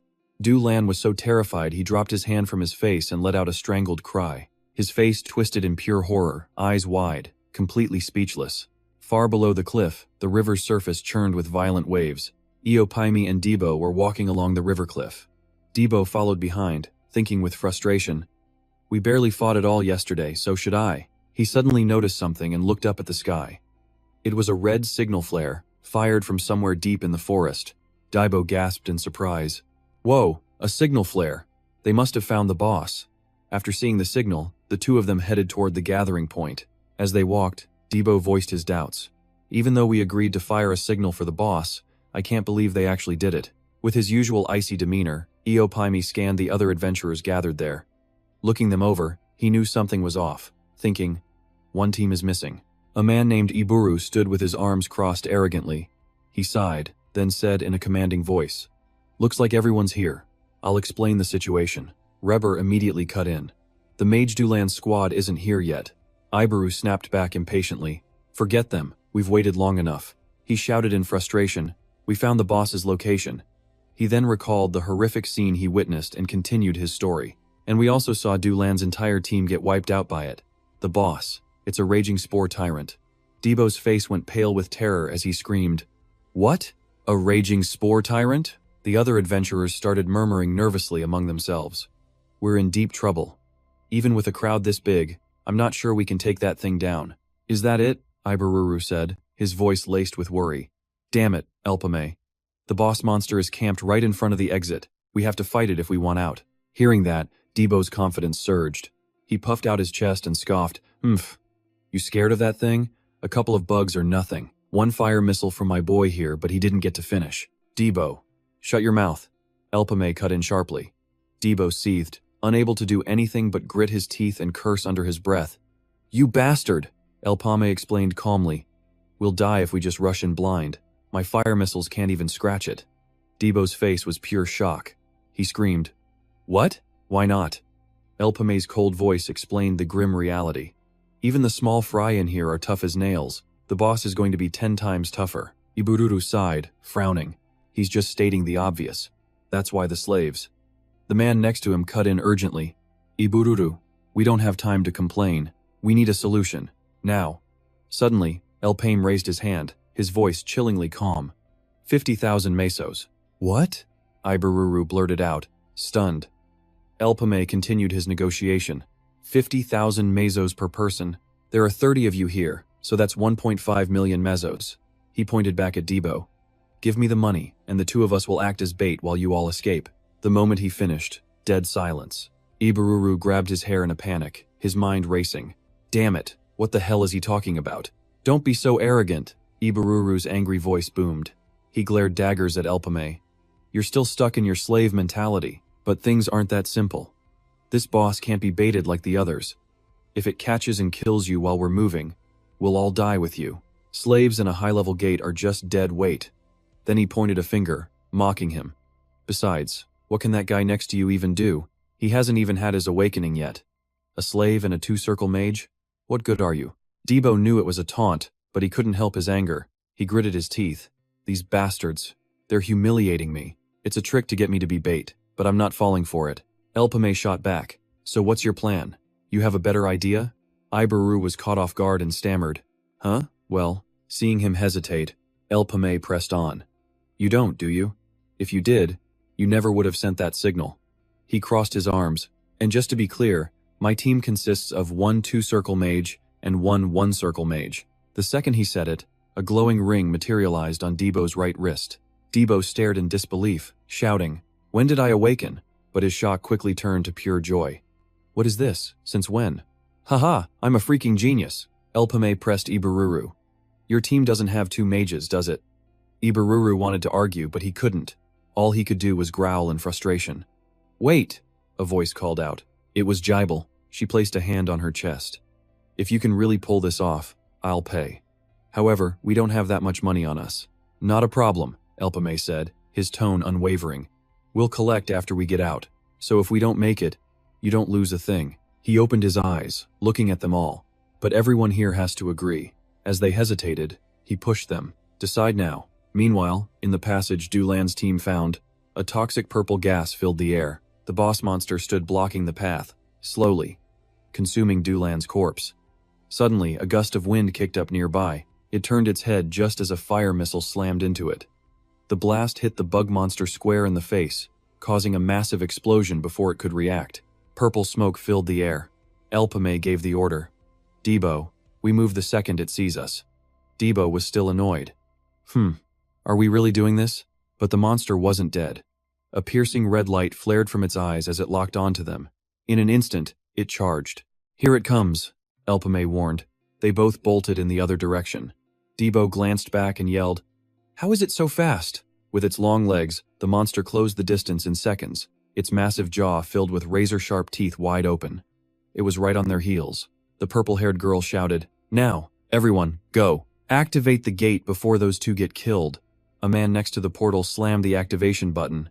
A bright blue light erupted from it. Instantly, a swirling blue vortex appeared. "Summon it! Hurry!" Jibble yelled. On the other side of the cave, the chase was still on. The boss was relentless. Debo grimaced. Just then, other smaller mushroom monsters lunged at him. He cursed in frustration. Damn it. You think I'm an easy meal?" He gripped his axe, channeling magic into the blade until it burst into flames. Debo raised the fiery axe high and roared, "Get lost!" He brought it down in a powerful arc, slicing through the monsters and burning them to a crisp. Just then, the boss monster opened its blood-stained maw, ready to devour Debo whole. Without missing a beat, Pomi blasted it with another fire missile, pushing it back as they kept running. The boss roared in fury. Pomi immediately launched another spell. "Here's another one," he yelled. But this time, the monster dodged. Not giving up, Pomi used another spell, trying to steer the attack into the creature, but it leaped into the air, avoiding the hit. No matter how many spells Pomi threw, the monster was agile enough to dodge every single one, and then it was charging them again. "Ah, it's gaining on us," Debo screamed in a panic. Up ahead, a cliff. "Jump," Pomi yelled. Together, they leaped off the edge. The monster swiped its claws, trying to grab Debo. "Hey, you stupid bastard," Debo yelled, taunting it. He flipped it off with a huge grin. "Eat this." Right behind him, Pomi raised his fire staff, unleashing one final, powerful fire spell. Pomi watched, his face expressionless, as the explosion hit. His missile slammed directly into the monster, creating a massive blast that sent rock and debris flying everywhere. They quickly moved to get clear. The monster's body crashed into the river below with a deafening splash. The strong current immediately began to carry it downstream. Debo dropped to his knees, panting heavily. Damn mushrooms. Almost died. After floating down the river, they managed to climb ashore. While Debo was still catching his breath, Pomi calmly wrung out his cloak. Debo gasped for air, asking, "What in the world are those things?" Pomi wrung out his cloak and answered, "Haven't you heard? That's the boss monster around here. Looks like we'll need a better plan if we want to take it down." Debo was stunned to hear him say that, and he stammered out a question. "Another boss? Are you saying we're actually going to fight that thing?" "I didn't hear you right, did I?" Pomi replied calmly. "Oh, you heard me perfectly." Debo shuddered and screamed in horror. "Are you messing with me?" Pomi just looked at him, his voice ice cold. "What's the problem? Didn't we come here to hunt monsters?" Debo, his face a mask of terror, yelled back. "That was before we knew there was a poison mushroom boss here. Don't you know when to retreat?" With that same flat tone, Pomi's chilly voice cut in. "You can't re-enter the gate once you leave." Debo growled through his teeth, spitting out each word. "I know that." He couldn't understand it. Weren't they supposed to get out of here after being the bait? How could they possibly kill that boss when even magic missiles had no effect on it? Didn't he say they'd die if they fought that thing? Pomi closed his eyes. "The situation has changed. The competition is over, so now we get bonus rewards for this." "Isn't that great?" He looked down and added, "You're talking about danger. Are you trying to break our contract?" Debo froze, thinking hard. He opened his mouth to say something, then stood up, scratching his head. "I wasn't thinking about that at all. You're going to pay me more for this, right?" A small smirk appeared on Pomi's face as he answered, "Of course." Hearing what he wanted, Debo pressed on. "At least tell me how we kill it when arrows and swords don't work." Pomi's voice was sharp. "I have no intention of dying here." Debo looked shocked, then hesitant. "There's a way?" He stared into Pomi's terrifyingly calm eyes, asking, "A way? To kill that thing?" The scene changes to the Red Gate. Seeing everyone else emerge, Abbas looked surprised, muttering to himself, They're already out? For a 30-person gate, didn't they clear it a little too fast?" He approached the purple-haired girl and asked, "Jebber, what happened in there? Looks like a few people are missing. Are they still inside? They haven't come out yet?" Jebber, gasping for breath, yelled, "We failed to clear the gate." She struggled to regain her composure and explained, "Dulan's team was wiped out. and El Pomi is still inside. We only escaped because he and the others acted as bait for us.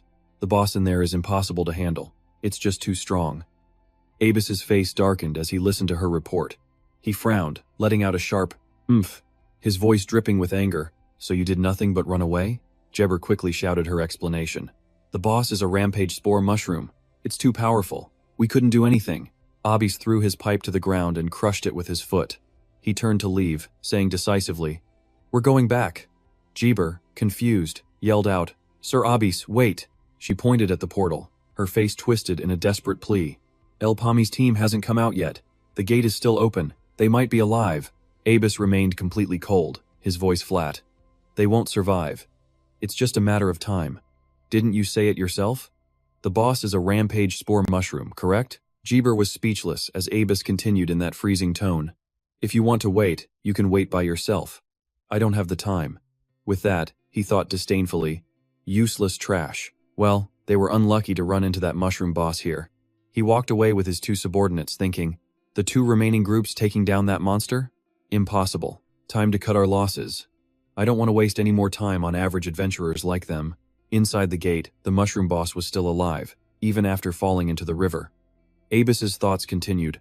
What I want is an adventurer who can defeat a creature like that. El Pomi stood on a cliff, transforming his magic rocket staff into a bow.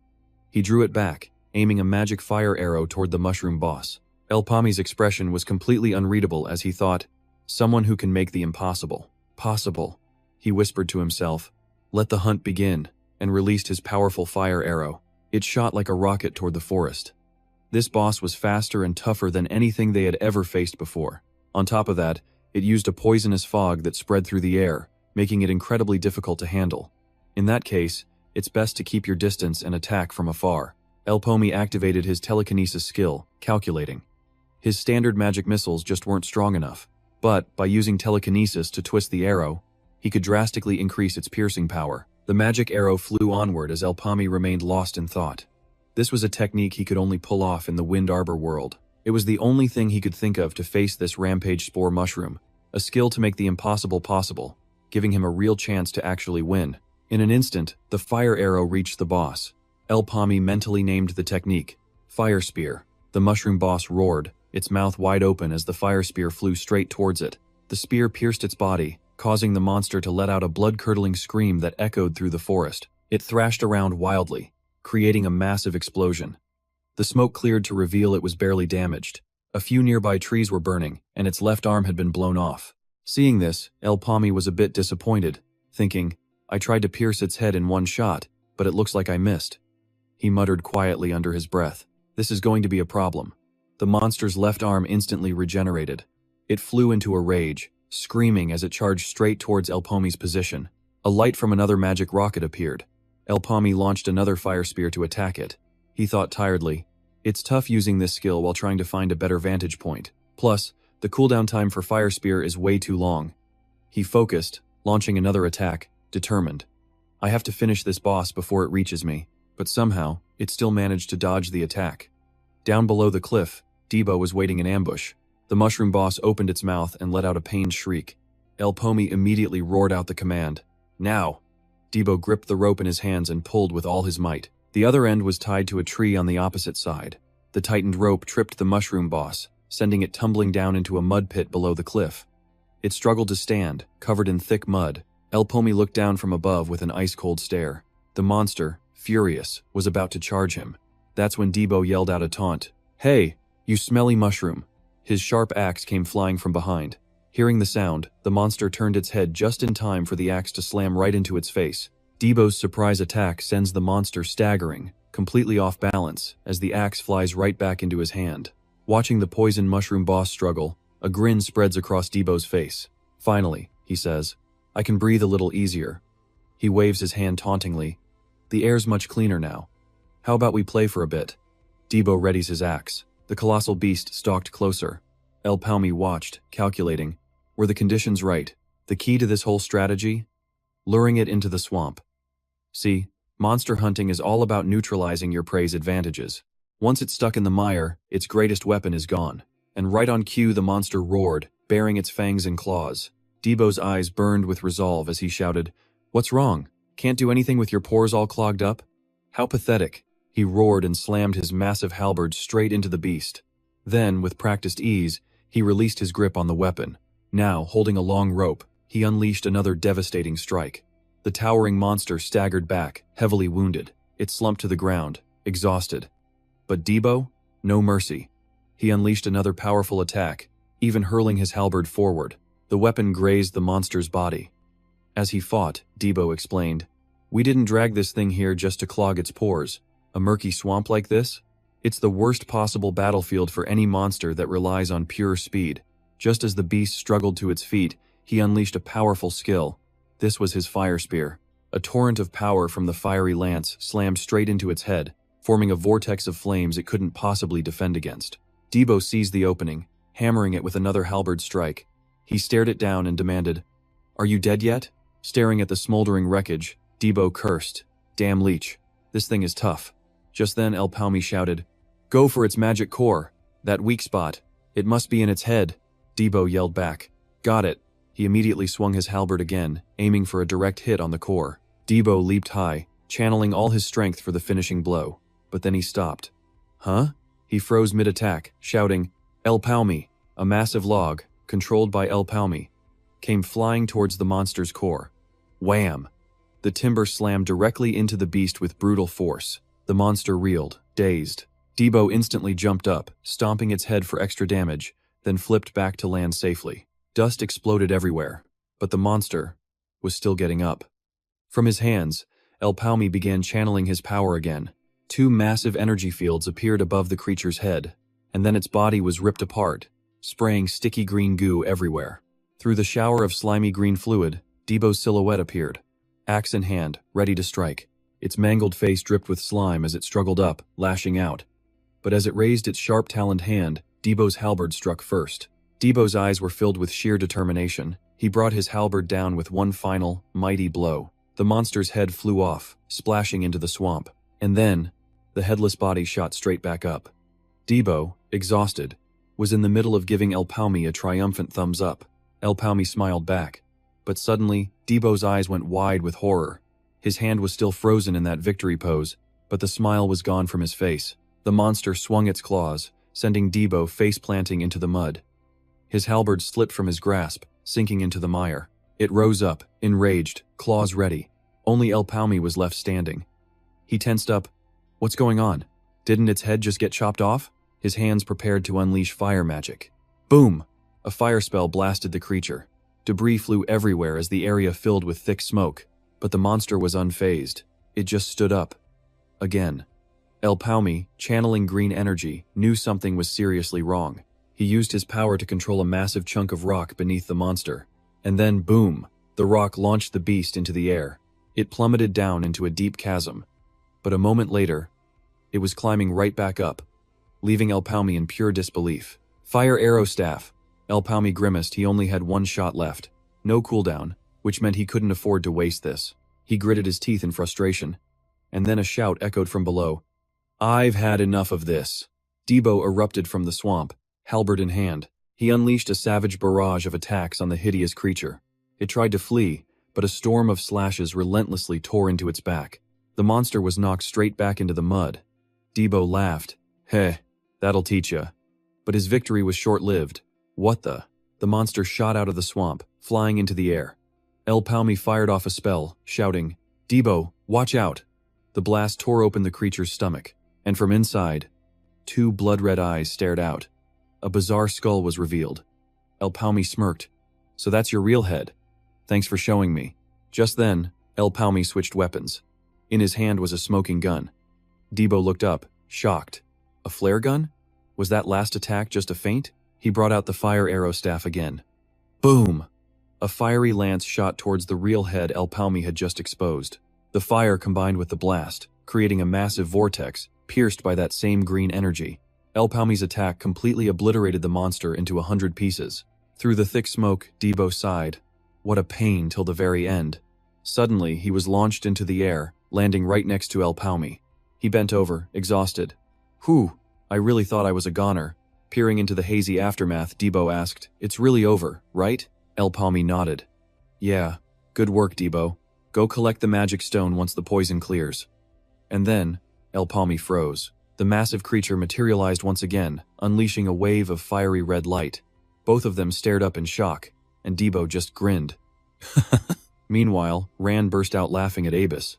Ha, so that's why you came running back after seeing them fail? Still as hot-headed as ever, huh?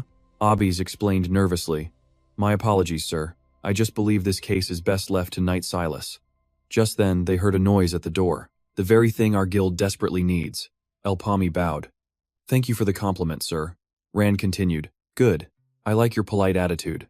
Let me ask you this. Do you think you can survive in that 100-man gate? El Pomi calmly closed his eyes. It would be difficult. Hearing this, Rand fell silent, deep in thought. Abis suddenly erupted. Is that how you speak to Lord Ran, El Pomi? Don't think you can say whatever you want just because I registered you as an adventurer. And don't you forget about that massive debt you owe. Rand cut in.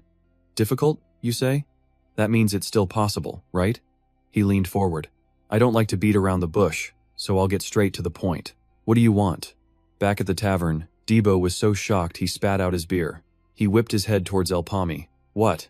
5 million meso. For each of us? That's 10 million meso for the two of us. You're asking for way too much. El Pomi glared at Debo, who was now soaking wet from the spray. Debo stuttered. Sorry about that. He slammed his mug down. But seriously, aren't you being a little too greedy? They'll definitely reject this offer, and our first big job will be a total bust. Wiping his face with a cloth, El Pomi just replied, Don't worry about it. They'll have no choice but to accept. Debo scoffed. Ha! You're so detached from everything, no matter how chaotic it gets. If Abus gets really mad, he'll blacklist us from the guild for sure. Just then, a voice called out, You two look pretty relaxed, don't you? Debo glanced over. It was Iburu and Jeber. Walking toward them, Iburu smirked. You don't look like guys who just barely escaped with your lives. Debo thought he was being mocked, slamming the table as he shot up. What did you just say? Is that any way to talk to the person who saved you? I've had it with you guys since we first entered that gate. Let's take this outside. Then, something unexpected happened. Both of them bowed their heads. We apologize. Iburu spoke first. For looking down on you both. I've been ashamed of myself ever since, so I came here today to sincerely apologize. He pushed a money pouch towards Debo. Here's the amount we agreed on. 1.5 million meso. I threw in a little extra as a token of my gratitude. Debo grabbed the bag. Huh? Oh, thanks. But El Pomi's voice cut in. Cold. We don't need it. We'll take the 1.5 million. No more, no less. I only accept payment for the work done. Your gratitude? I have no use for it. With lifeless eyes, El Pomi added. That's all I have to say. Iburu and Jaber just stood there, completely stunned. Debo grumbled. Tch. If you weren't going to take it, you should have said so from the start. Got my hopes up for nothing. El Pomi turned to Iburu. You're the pirate, right? Iburu, was it? Hey, Iburu, would you risk your life for a job like me? Just for the thrill? Elsewhere, Abus was practically begging. Sir, you can't possibly do this. 10 million meso. For that amount, you could hire a third or even fourth circle mage. Even if he's the best candidate we have right now, you can't show him this much favoritism. He's just trying to milk us for all we're worth. Let me call him in here and renegotiate the price. Rand shot Abis a sideways glance. You're that naive, are you? Why aren't you considering that he might come back and demand double the amount? Abus gasped.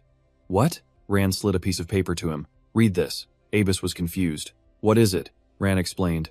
This time, the Gaffa Mechanics Guild will only be sending one team. El Pomi's team. Abis thought to himself, a team of only 2 people? What can they even do? Then, his eyes landed on something important and went wide. Wait, is this for real, sir? Rand replied. If that intel is fake, we're in big trouble. I paid a fortune for that information. The Dark King, Zin. Abus grit his teeth. The Dark King Zin is actually going to be there? Rand picked up a pen from his desk. Don't make any foolish mistakes, Abus. He pointed the pen directly at him. The war has already begun. At the gate area, members from various guilds were gathered, talking amongst themselves. Debo's voice could be heard from a distance. I still can't believe they actually accepted your offer. El Pomi reminded him. Don't get too excited. Focus on the fight. Debo shot back. Don't worry. I'm a seasoned adventurer now, you know. As the other adventurers saw the Gaffa Guild's insignia, their expressions changed. Debo looked around. The atmosphere here is strange. Suddenly, a voice called out.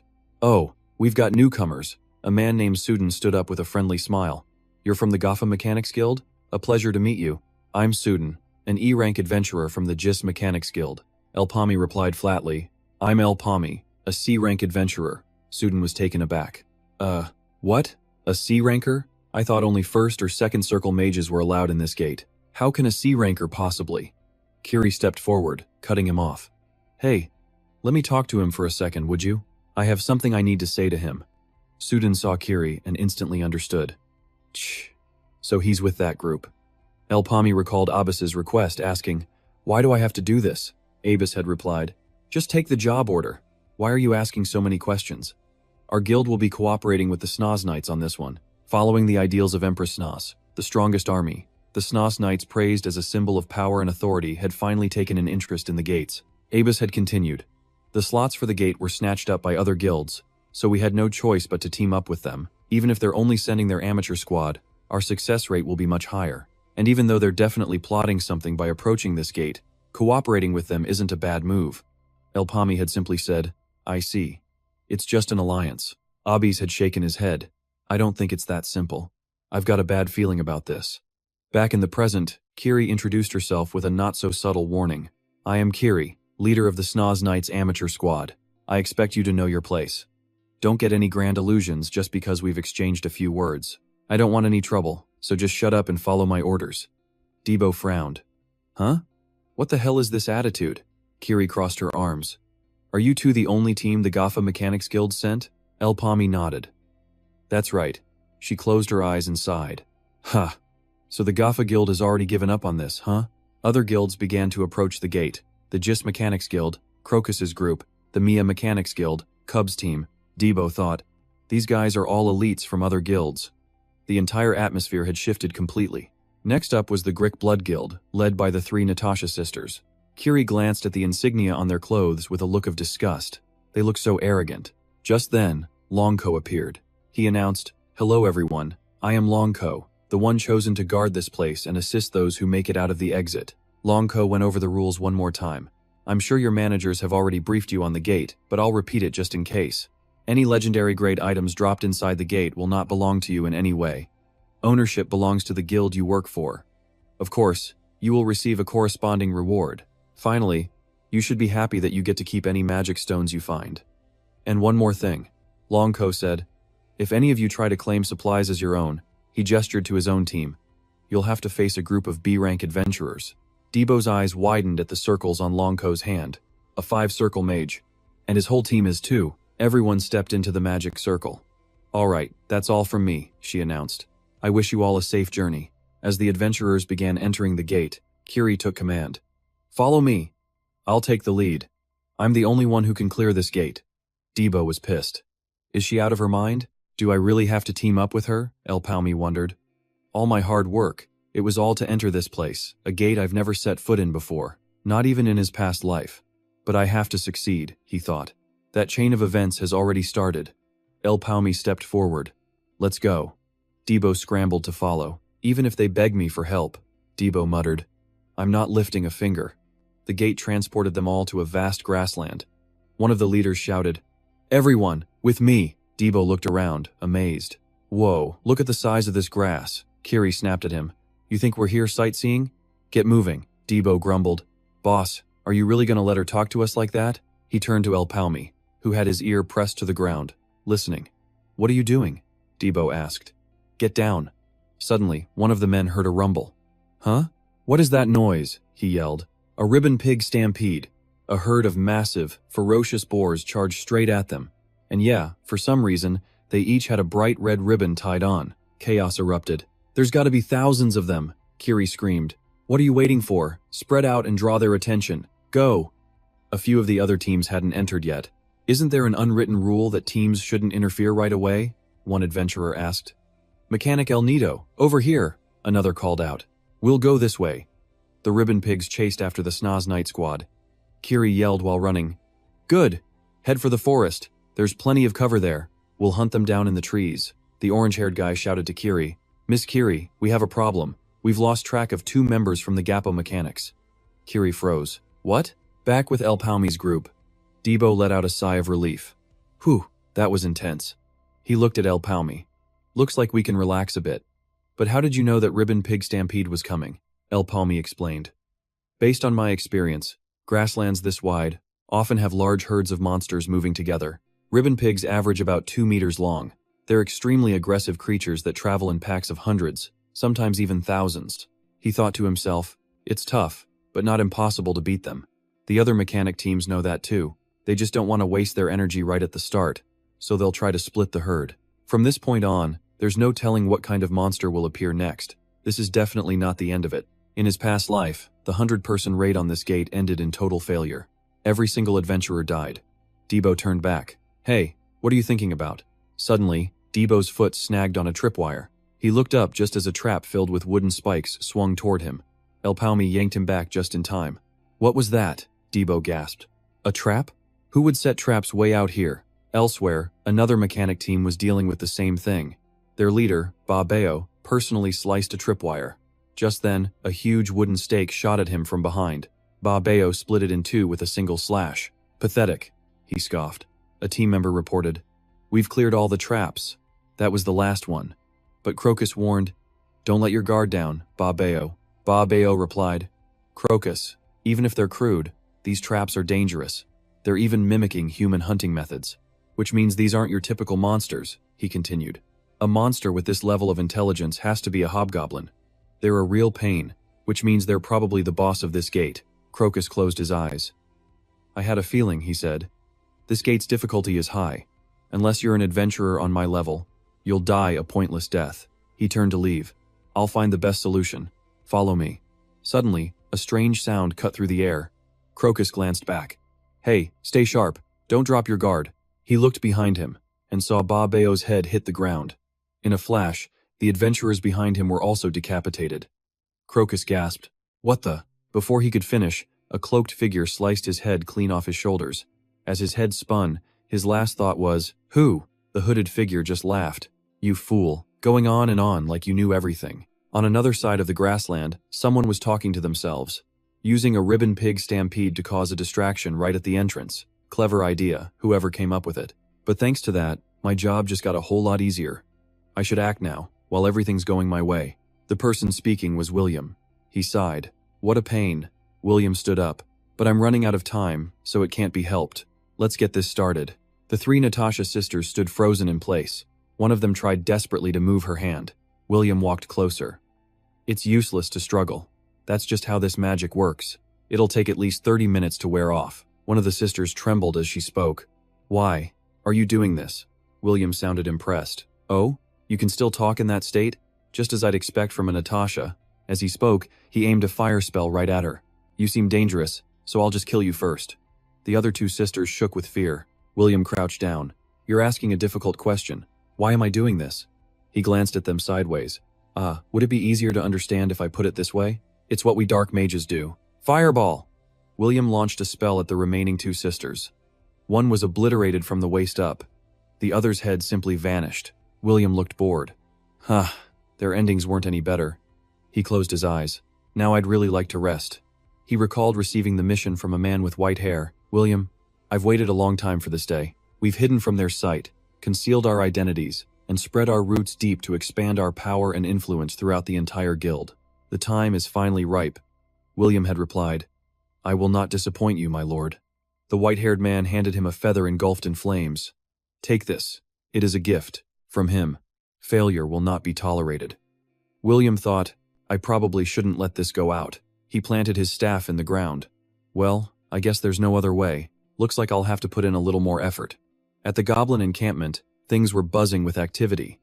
El Pomi and Debo hid behind a nearby tree. What the? Debo thought. What is this? His jaw was on the floor, his eyes wide with disbelief. Debo whispered frantically, Are you saying all of them are bosses? El Pomi corrected him. I'm certain. I already explained that only a few of them are actual bosses. But boss or not, it doesn't matter. They're all naturally powerful and extremely violent. Just facing one of them is risky enough. And not only that, it looks like they've collected loot from the adventurers they've killed. That makes them even harder to deal with, because some variants can use skills from those items. Debo's jaw dropped even wider. What does that even mean? So they're basically a whole army of adventurers themselves, and it's just the two of us against them? Pomi just nods. You catch on quick. Good. Debo fires back. No. What are you even talking about? I'm trying to say there's no way we can do this with just the two of us. We need to team up with that Kiri person. Pomi strokes his chin, thinking, why not? Didn't you want to split off and work separately from them? Debo snaps. That's because I don't know anything about these monsters. And anyway, with just two of us, it's impossible. Pomi just watches. The blue goblins are on guard when Debo rushes in from behind, his weapon blazing. As he fights, he mutters, seriously, did he do this on purpose? I never said I was going to take them all on by myself. A goblin swings a massive fist. Debo slams his polearm into the ground, vaults off it, and flies into the air, dodging the punch. He hits the ground, and the goblins swarm him. Debo weaves and dodges, one almost lands a solid hit. He smacks it with his weapon. All talk, you piece of trash. Then he slices open the goblin's stomach. Debo leaps up, channeling power into his polearm, and brings it crashing down where the goblin was. But the monster dodged. The goblin lands a clean punch right in Debo's face.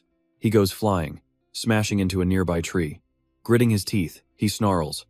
Why won't you just die already? The goblin rushes forward, punching the tree into splinters.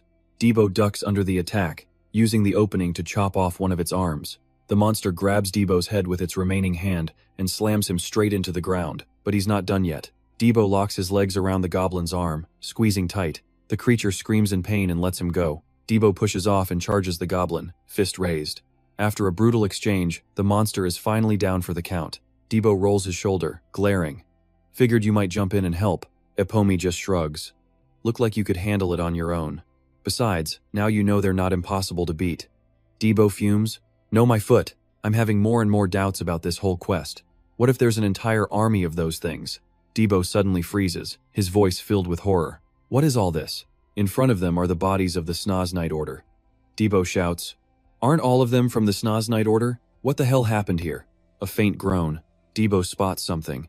Over there, a survivor? It's the orange-haired guy, wounded badly in his side. Pomi rushes over. What happened? Did goblins attack you? Goblins? The knight says. Not at all. A bunch of bastards did this. Meanwhile, Abis is smoking, lost in thought. Something's not right here. Abis thinks to himself. Opportunists. These unknown gates can only be entered by a select few. Their goal is to gather intel and ambush the other adventurers.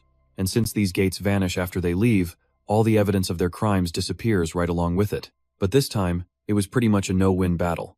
They'd have to clear this tough stage completely exhausted, with just a handful of people left. Even if they somehow cleared it and got a unique item, they'd never escape the suspicion of everyone outside the gate. Abis takes a drag from his cigarette. Could they be the elite from the merchant guilds? No way. Even if that was their plan, if word ever got out, they'd be at war with every other guild. A single guild wouldn't take a gamble that risky. So, is there a bigger meaning, a deeper purpose to all this? Back with Epomi's group, Debo starts. Could it be? Pomi cuts in. Yeah, I don't think I saw that girl here. The orange-haired knight slams his fist on the ground.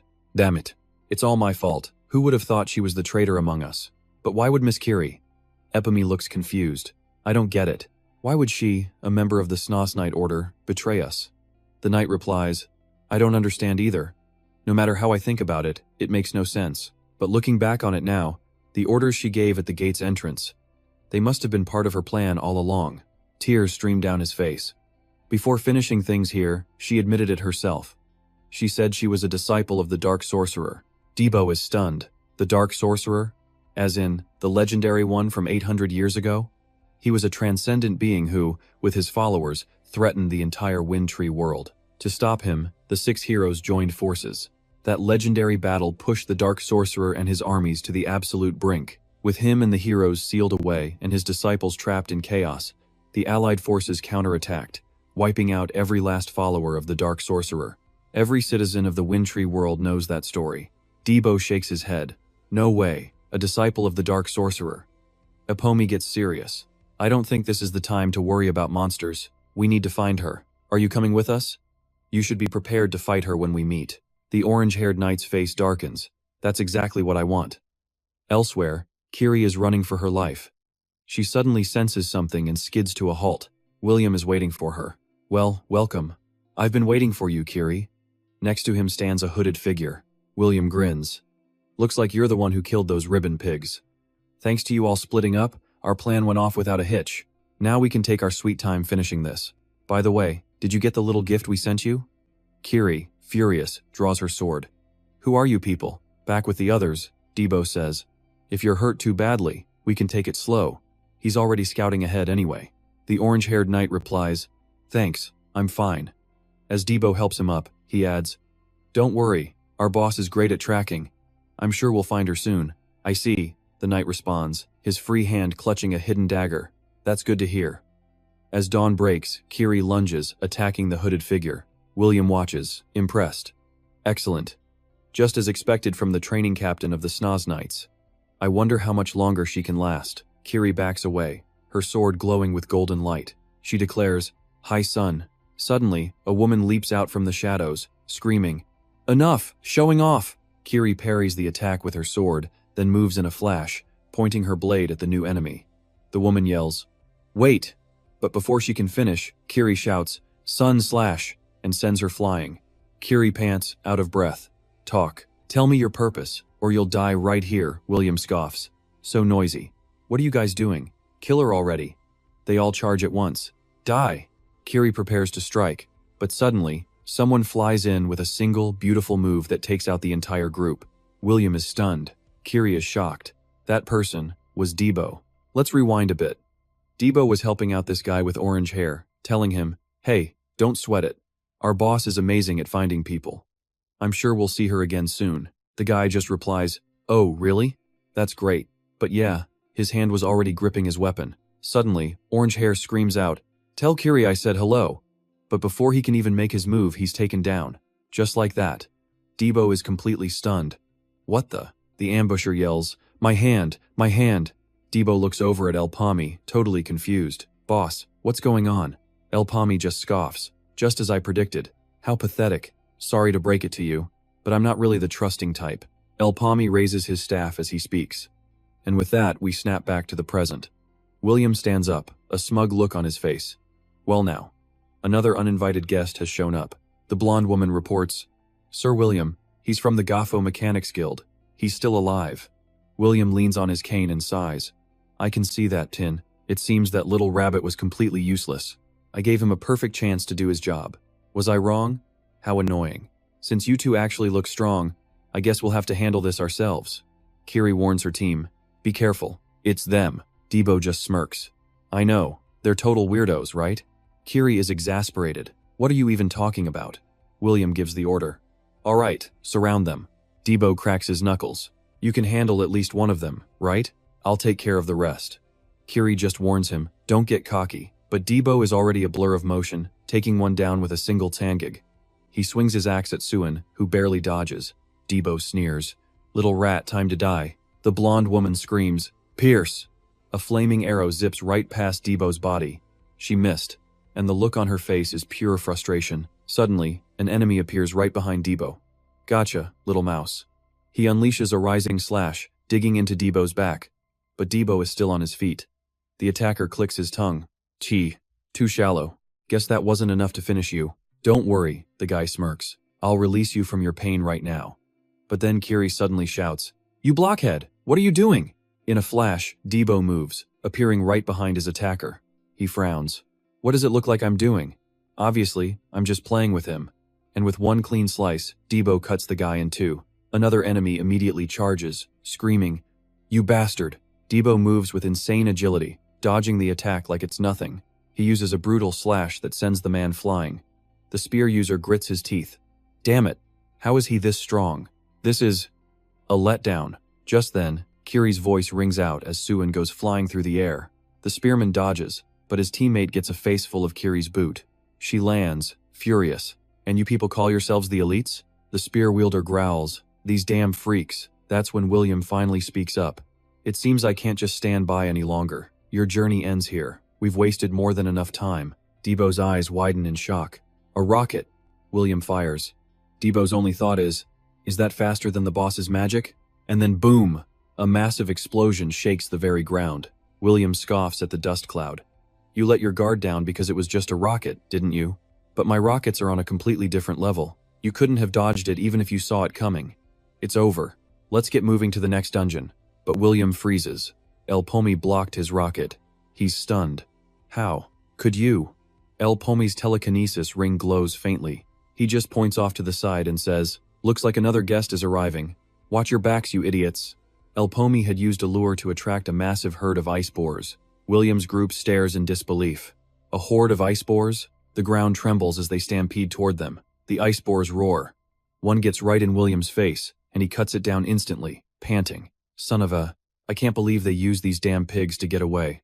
William yells out, "Vuro! Vuro!" A man with a scar across his eye responds, "Sir William, my apologies. We've just finished clearing them on our side. The ground is littered with the bodies of the dead boars." William barks an order. "There's no time to regroup. We need to chase them down. Now." "Yes, sir," Vero replies. He thinks to himself, if they manage to escape this gate, it's going to be a huge problem. And that obnoxious guy, there's something seriously strange about him. They find fresh footprints on the ground. Vero reports, "Sir William, tracks, leading this way." William gives a chilling command. "If you run into the one in the cloak, just pin him down. That's all. I will deal with him myself." Vero seems hesitant. "Sir, with all due respect, I don't think you need to face him alone. If you'll allow me, he seems like more than just some small fry." William cuts him off sharply. "Are you worried about me? Have you forgotten? There is absolutely no one inside this gate who could possibly be stronger than me." As he speaks, his hand instinctively touches a feather hanging from his neck. Meanwhile, El Pomi's group is making its way through the forest. Debo is laughing. "Man, did you see the look on their faces? I bet they all got trampled to death by that herd of pigs." El Pomi just shakes his head. "They're not that weak. And more importantly, watch your step. Did you forget about all the traps around here?" Debo shrugs it off. "Of course not. But still, why didn't you just finish them off back there? You totally could have used their confusion as an opening. Boss?" "Hey boss." El Pomi's answer is blunt. "Because those bastards are stronger than I am." Debo stops dead in his tracks, completely floored. "Wait. What?" El Pomi thinks back to the rocket clash just moments before. El Pomi had fired his own rocket to counter Williams. Debo had been thrown back, just by the shockwave of their collision. However, Williams' rocket had torn straight through El Pomi's spell. He bites his lip, remembering. "My rocket should have at least been able to deflect it, but is just punched right through without even slowing down." Debo seems to find this impossible to believe. "No way," Debo protests. "Stronger than you? You've got to be kidding." El Pomi's voice is dead serious. "Kidding? I have no reason to joke right now." Debo is stunned. "So, you actually ran away?" "Yes." He begins to unwrap the bindings on his arm. Looking at the magical markings, El Pomi sighs. "It seems my circle can't get any thicker." Debo is confused. "Is there a problem with it?" El Pomi explains. "The thickness of the circle is directly proportional to the speed and power of my magic. Right now, I'm at the absolute limit of the second circle. Logically, he and I should be on the same level. I might even have an edge. But his power, it's just completely irrational. To even get into this red gate, he has to have 2 circles. He must be using some kind of hidden method to boost his own power beyond its natural limits. He could very well be the strongest person inside this gate." Debo is shaken. "For real? Then what should we do now? Should we try to use the monsters against them again like before?" El Pomi shakes his head. "That tactic won't be viable anymore. The goblins in this area are completely different from those ice boars. They're smart enough to recognize the conflict between our groups, and they'd use it to turn the tables on us." Suddenly, Kiri cuts in, her voice filled with urgency. "Wait a minute, what in the world are you thinking? Don't you understand what's happening here? Do you even realize that a disciple of the Black Mage has infiltrated the Cygnus Knights? This is a massive crisis that could decide the fate of the entire Maple world. We need to get back and report this immediately. Clearing this gate doesn't matter anymore." El Pomi just glances back at her.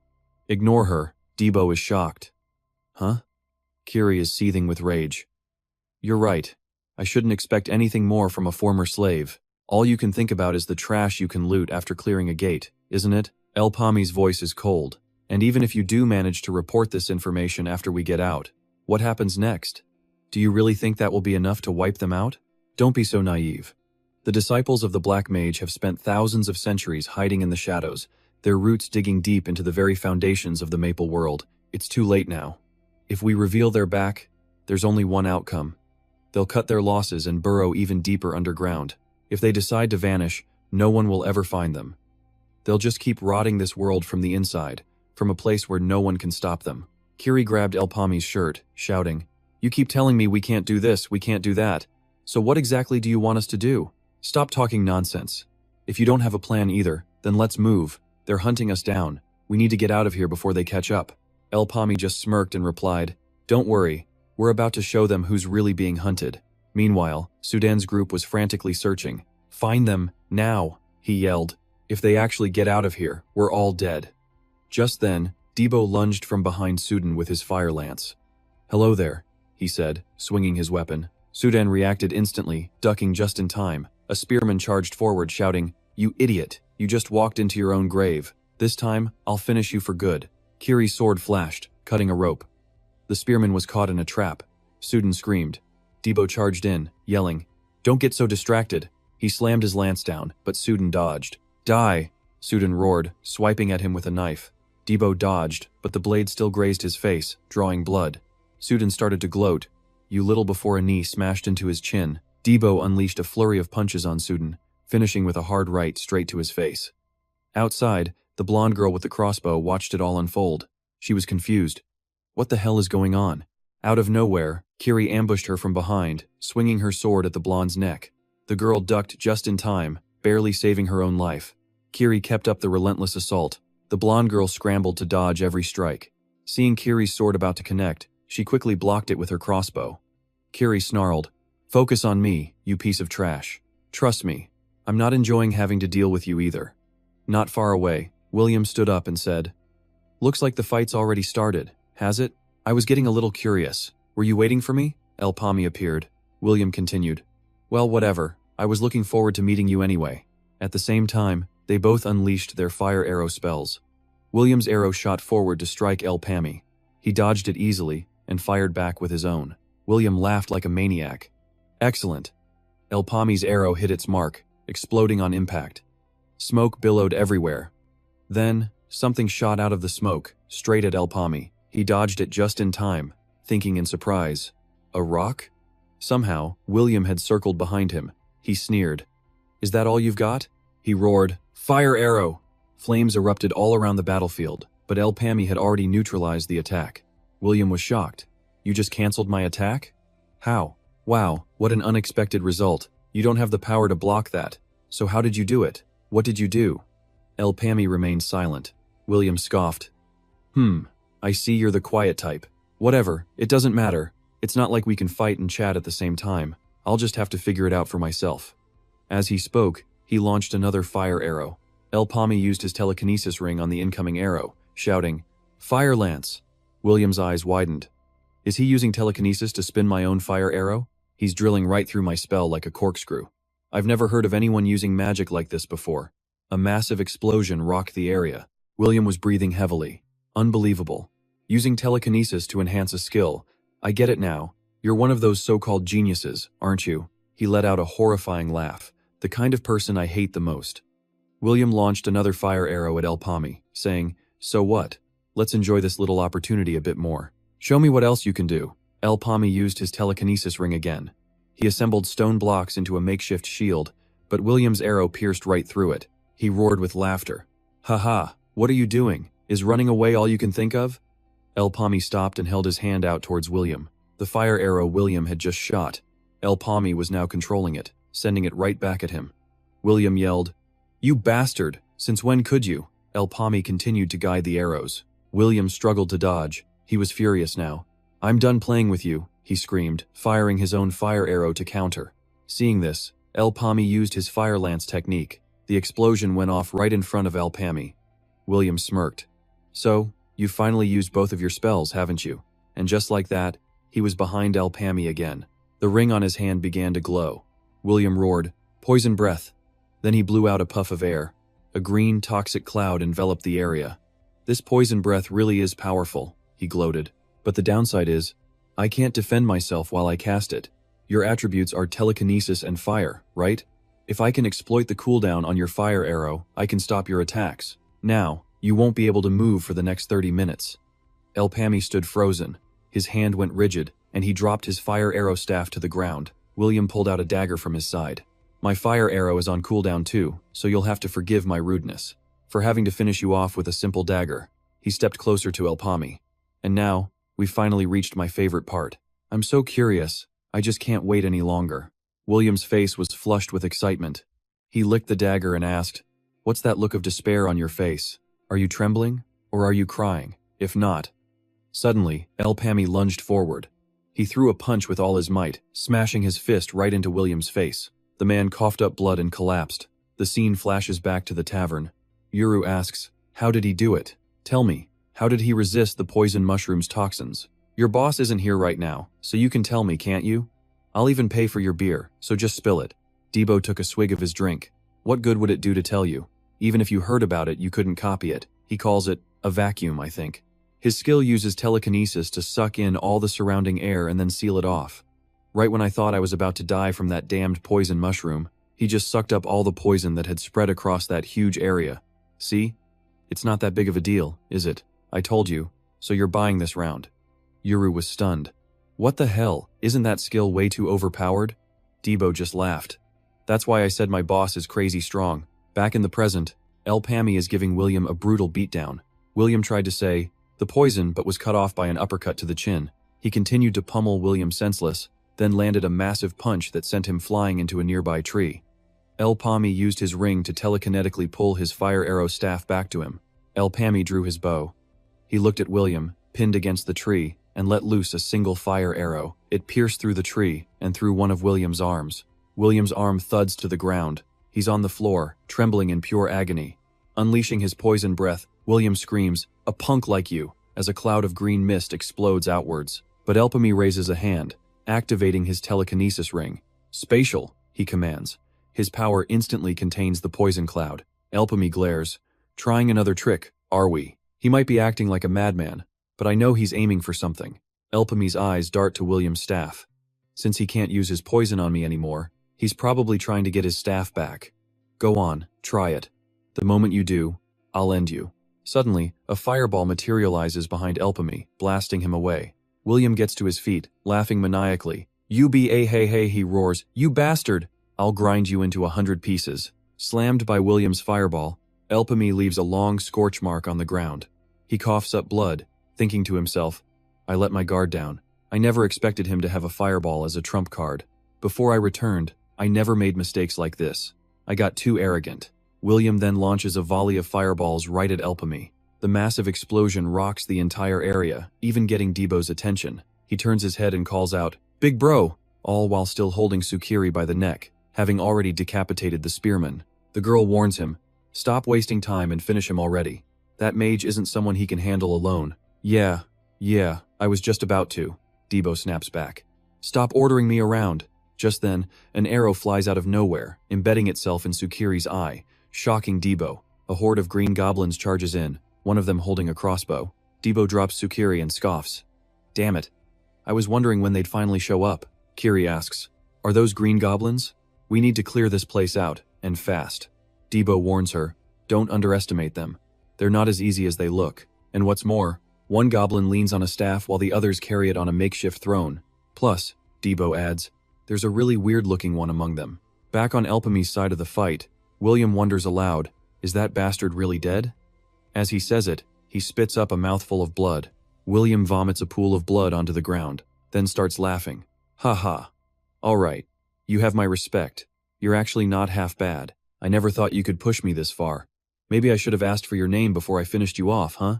From within the roaring flames, a voice calls out, "El Pomi." William's eyes go wide. Impossible. El Pomi emerges from the fire, completely unfazed. Remember it well, because it's the last name you'll ever hear. William sneers, "You damn cockroach. You're hard to kill, aren't you? But it's pointless. Putting on a dramatic show won't help you escape. I've already figured out the limits of your power." El Pomi replies, "You're right. I'm giving up on my original plan.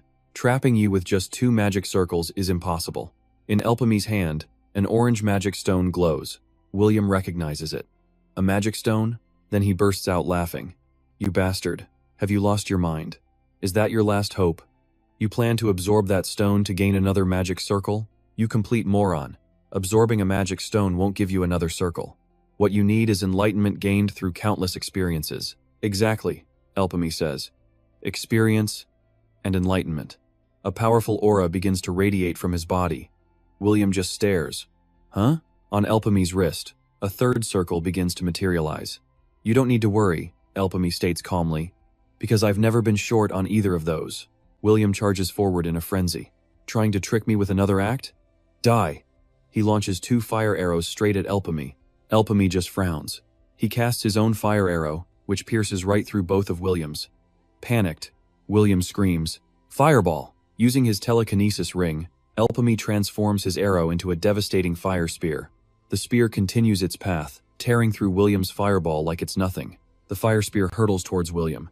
His eyes widen in disbelief. Boom!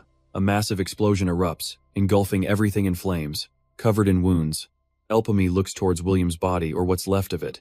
The entire upper half is gone. Crap, Elpomi realizes. I forgot to ask for his name. Meanwhile, the Green Goblins are searching for Kiri and Debo. Kiri, carrying Debo on her back, has already hidden behind a nearby tree. This is bad, she thinks. Rewind a bit.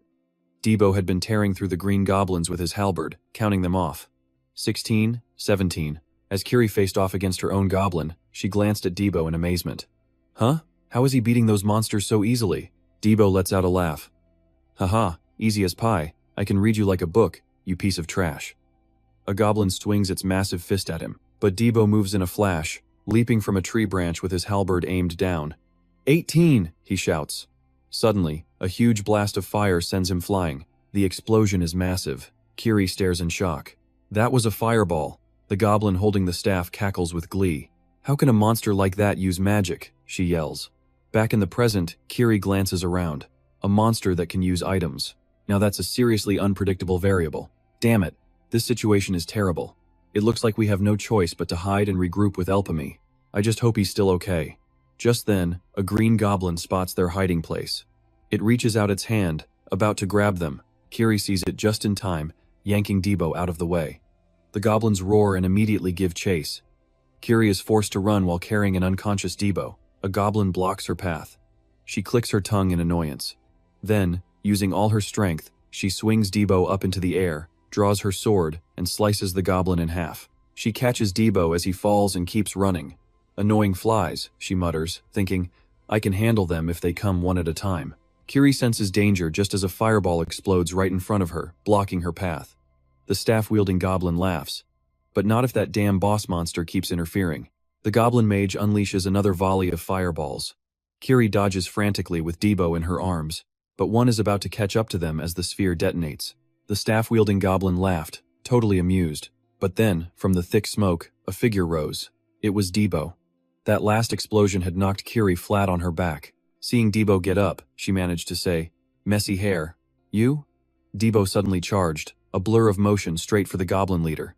It just pointed, ordering its minions to intercept him. The goblin with the staff skewered by a spear of fire.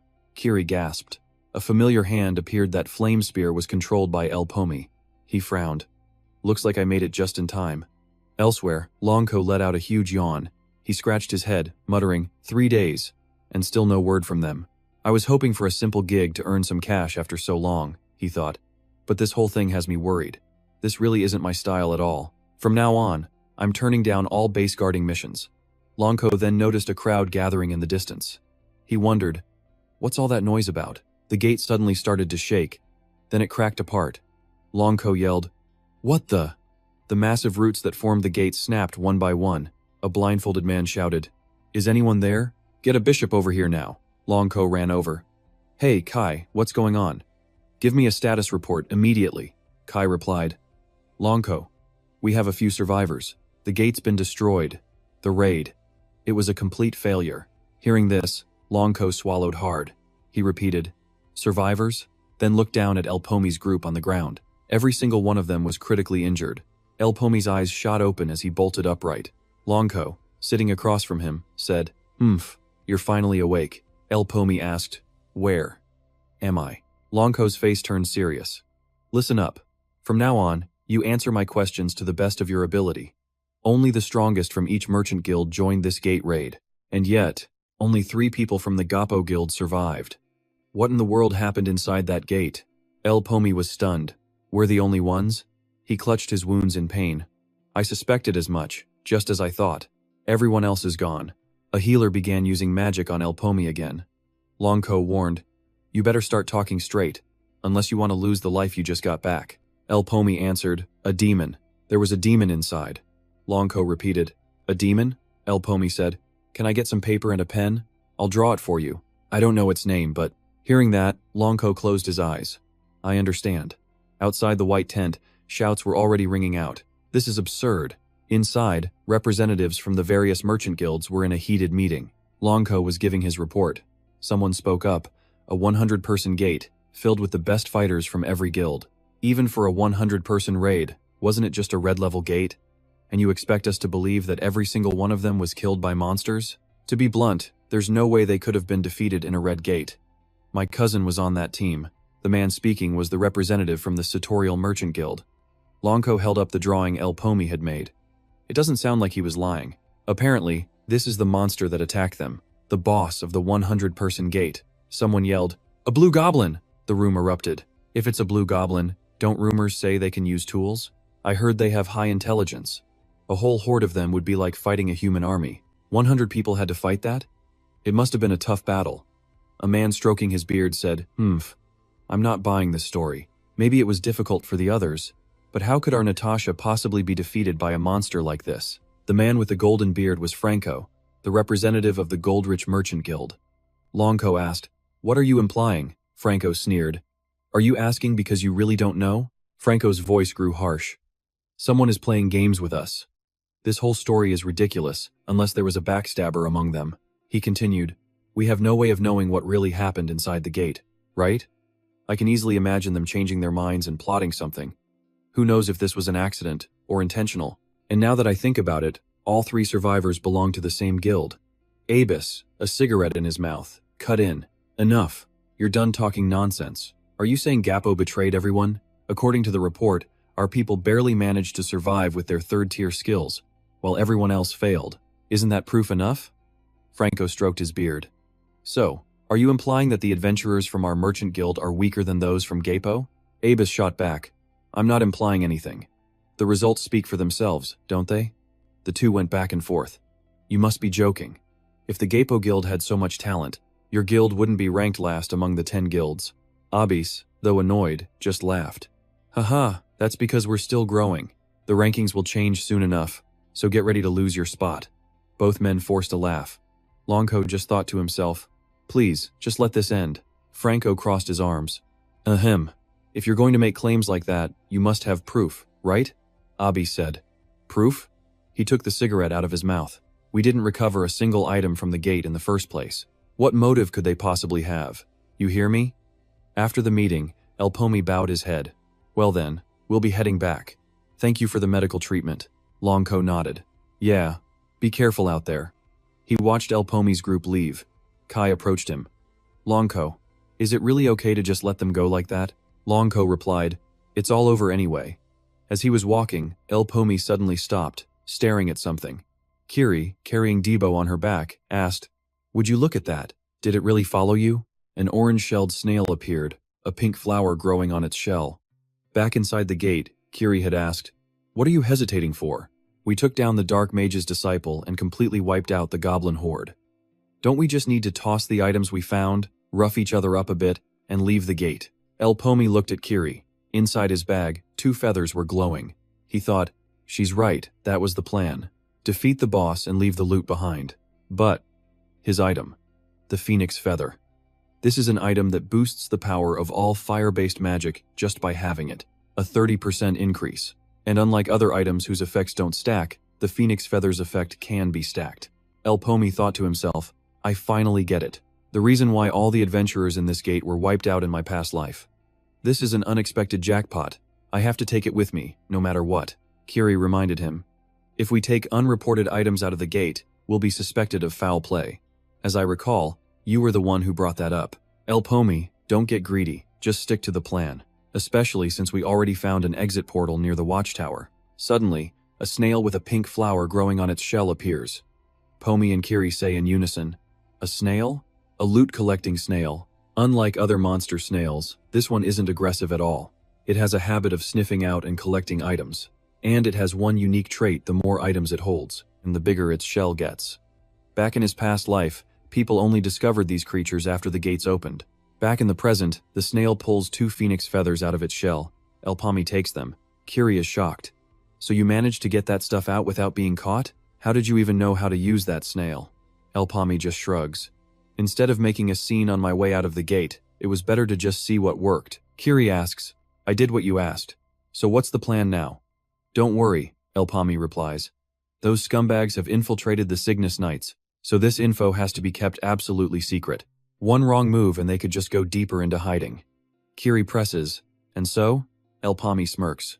They've probably reached their destination by now, we just have to wait and see. The scene shifts to a grand mansion. A woman with black hair is reporting. The Genus Merchant Guild, the Madhya organization, and the Gapo Merchant Guild have all been wiped out. Goldrich, El Nido, and Sky have all been eliminated. The subjugation was a failure.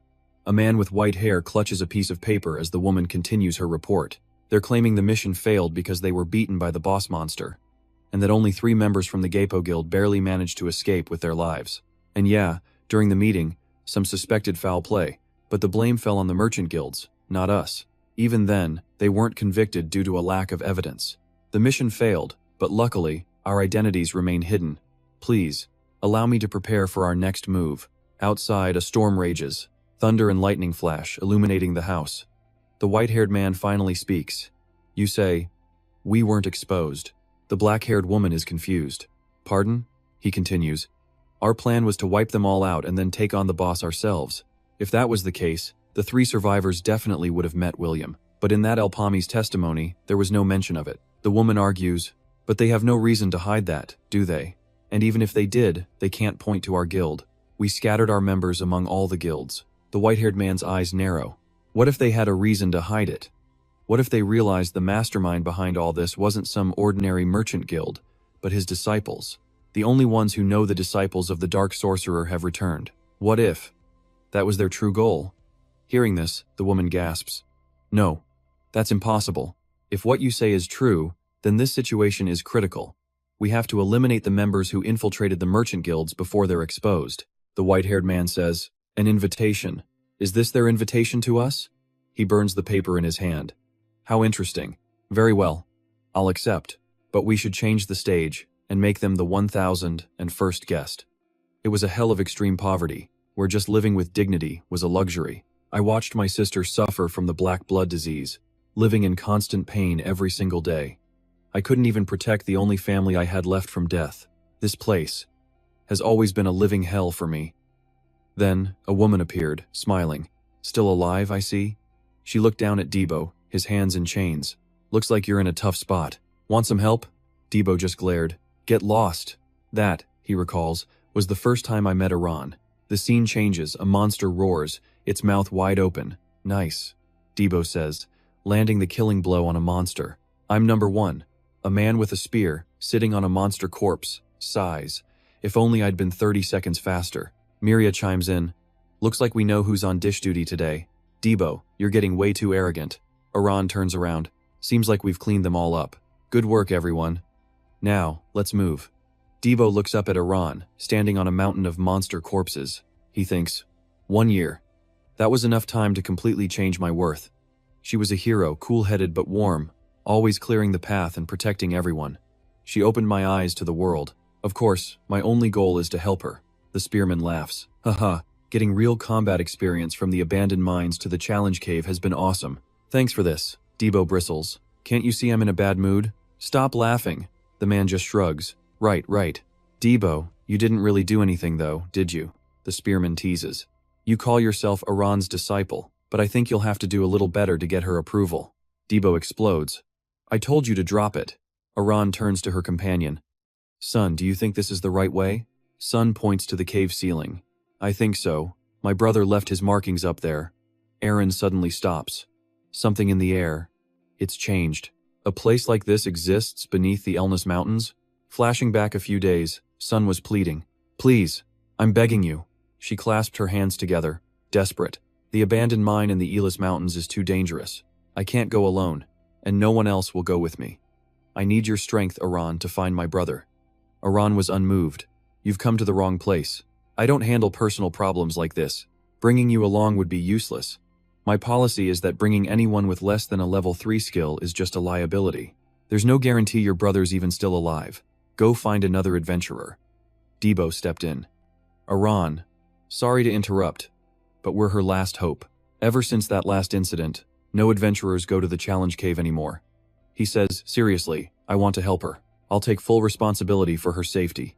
Please, reconsider. Back in the present, inside the challenge cave, the scene is grim. Aran stands over a body on the ground. Is this him? Sun shakes her head. No, that's not my brother. Aran nods. I see. I suppose that's a small blessing then. But why did he die here? These wounds. They don't look like they were made by a monster. He's been dead for exactly 1 week. Wait, if I remember correctly, this person is. Suddenly, a massive shadow looms over the group. It slams down into the ground, sending rock and dust flying everywhere. Daibo shields Sun, yelling, "What the hell is going on? It couldn't be. Damn it, that's Zakum." The monster reached right for Debo.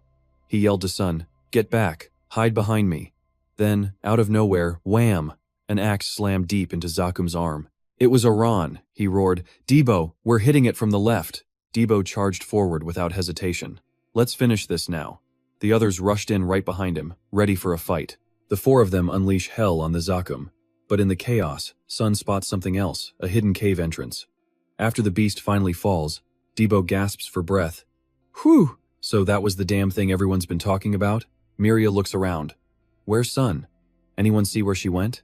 Hearing this, Debo shouts, "What?"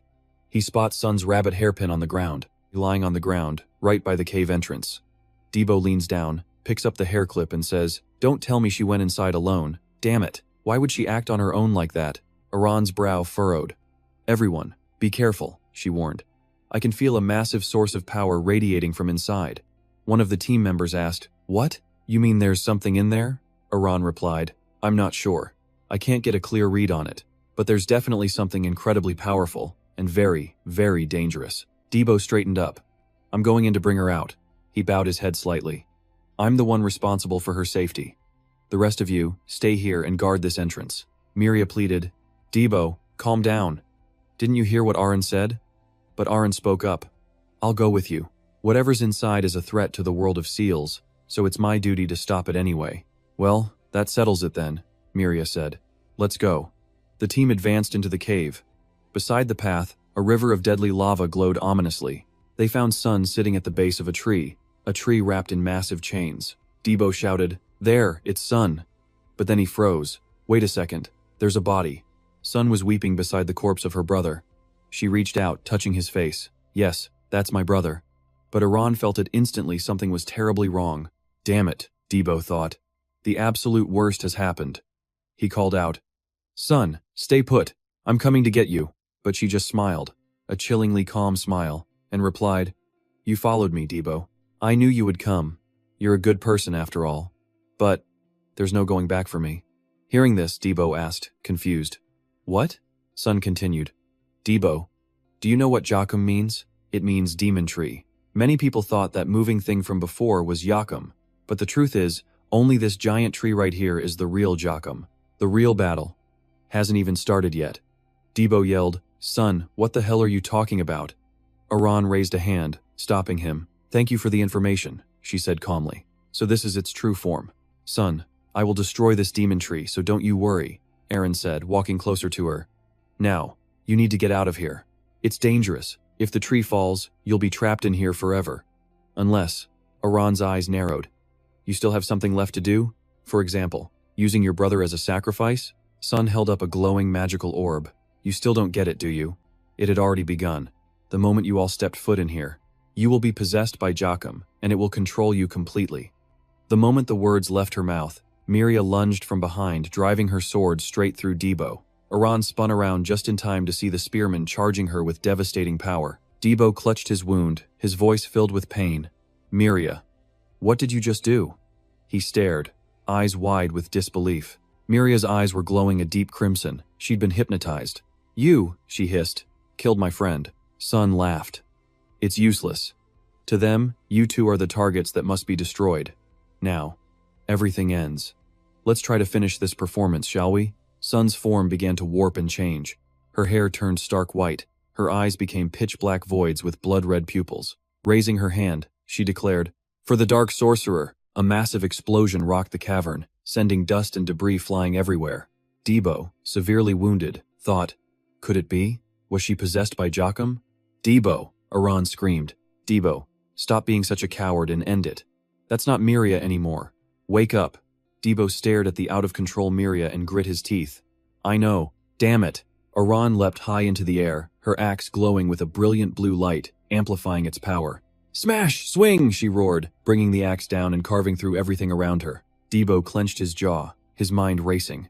"Damn it! This is all my fault. I never should have suggested we come to this place." At that moment, the spearman's head rolled across the cavern floor. "Ah!" Debo roared, charging forward with his weapon raised.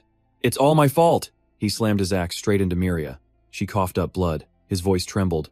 "I'm sorry, Miria." Her shield flew out of her hands. Miria reached a hand towards Debo's face. He flinched, then with a surge of power, slashed her in two. Her hand gently came to rest on his cheek as she whispered her final words. "Thank you so much. Please, take care of Aran." And with that, she fell.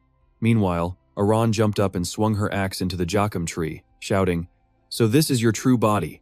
Boom! The ground erupted. The stone hand of a golem shot up, blocking the blow. The monster then swung its massive fist at Aran. She dodged just in time and yelled, "Aran, let's tear this thing apart." The two attacked at the same time, letting out a unified battle cry. Debo was struck by the stone monster, but managed to block with his axe. He grit his teeth. "This damn thing." Sun suddenly rushed in from a distance, a dagger in her hand, screaming, "I offer my life to the Supreme One." In one swift move, Aran cut her down on the spot. Debo said, "Now only that statue is left. It's not going to let us destroy it easily." Suddenly, he stopped talking, clutching his head and screaming, "Egg!" Aran's brow furrowed. "Debo? Could it be?" Debo fought to stay lucid. "Aran. Don't. You have to hurry. You have to kill me. Do it now. Before I do something I'll regret." Erin gripped her axe tightly as a blue aura flared to life around her. "Damn it. Son of a," she cursed. "Forgive me, Debo." But Debo just smiled, a thought crossing his mind. "Yeah, in the end, this is for the best. This must be the price I have to pay for my foolish thoughts. I'm sorry, everyone. Because of me. Erin, hurry." Debo's mind fractured, and he saw a hallucination of his sister lying on the ground. Debo panicked. "How is my sister here? What's going on? Who brought her here? Who is it? Was it you? How dare you?" Aran steeled her resolve. "Don't worry," she said. "I'll make this quick." But Debo had lost all control. "You dare bring my sister into this? I will never forgive you." The stone golem attacked Aran from the front, and right behind it, a berserk Debo lunged forward, swinging his axe with impossible speed. Aran dropped to the ground, but still lost a few strands of hair. Debo's reflexes were inhumanly fast. He brought a knee up right into Aran's face. She barely managed to block it with her hands, grunting chew. His reflexes are too sharp. The two of them clashed again and again. Aran swung a massive blow. But the slash slammed into one of the golem's arms instead. Aran landed smoothly. Debo turned just in time to see Aran use her skill. Final blow. The monster's arm was sliced clean in two. Debo collapsed. Aran moved instantly, leaping high into the air. She swung her axe for the decisive strike, shouting, "Let's end this. Final blow." Aran was shocked. Debo was back on his feet, standing on the golem's head, and charging straight for her. She grit her teeth, thinking, "Debo, you damn idiot. This is my only chance. I can't stop now." "I'm sorry, Debo." Aran continued her attack, aiming to destroy the Joachim tree. Just then, Debo slumped to the ground, his senses returning. "Ugh, what's happening? Joachim is still standing?" A weak voice called out. "So, you're finally awake, huh?" Aran was lying on the ground, bleeding out, with Debo's axe buried deep in her side, a massive wound. "Well, that's good. I thought I might have to go without saying goodbye." Debo was horrified. "Aran, did you?" His hand reached out, trembling uncontrollably. "No, it can't be. This can't be happening, Aran," Debo cried. I told you to kill me, so why? Why would you do this?" Aran just replied, "Debo, 800 years ago. We already failed once. I'm not the one who's going to stop the Dark Sorcerer anymore. But you are, Debo. You're so talented, not like me. At your age, I couldn't even compare." Debo's voice trembled. "Please, stop. Erin. I can never be as strong as you. I'll never reach that level." But Erin just smiles back. "Debo, I'm leaving the Maple World to you. I know you can handle it. You'll be fine. Her voice fades. Because you're my only student. Aran's consciousness slips away. I'm a little tired. I'm just gonna sleep for a bit. Debo screams, Aran, wake up. Open. Open your eyes, Aran. But just like that, Aran was gone forever. I had to tell her heroic friends what happened. And then, I left. That place wasn't for me anymore. Without Aran, it was just hell. Then Debo fell into a dream, or rather, a nightmare. In it, a skeleton was controlling fire, launching attacks right at him. The dream twisted all of Debo's fears together, failing to protect the one person he'd finally found, and never being able to atone for his past. He couldn't even grant the final wish of the person he cherished most. He tries to stand, but the skeleton just summons another fireball, blasting him again. He can't dodge in time, he just shuts his eyes tight. Boom! An explosion, and Debo's eyes fly open. He's in bed. Dee sees him awake and says, Oh, you're up? I was getting worried. You were unconscious for ages, even though you weren't hurt. Oh, right. You were talking in your sleep. Having a nightmare? Debo sits up, scratching his head. A nightmare? I don't remember a thing. A knock at the door. Dee sighs. Huh? Who could that be? I don't remember expecting anyone. Coming, she yells. Who is it? Turns out, it's someone for Debo. For me, Debo steps outside. Pomi is leaning against the wall. Our plan just got moved up. Get ready, and make it fast. Debo sighs. Seriously? Not even one day off? Boss Pomi just smirks. Didn't you just have a nice long rest? Debo groans. Ugh, why do I even bother asking? So what's the new plan? Pomi holds out his hand. First, you're gonna owe me some cash. 200,000 misos should do it. Debo immediately shoots him down. Absolutely not. And that's where we're gonna end it for today, the complete summary of part 1. So what did you guys think? Let me know your theories down in the comments below. And don't forget to leave a like, subscribe, and hit that notification bell to catch all the awesome videos coming your way. For now, take care, and I'll see you in the next one.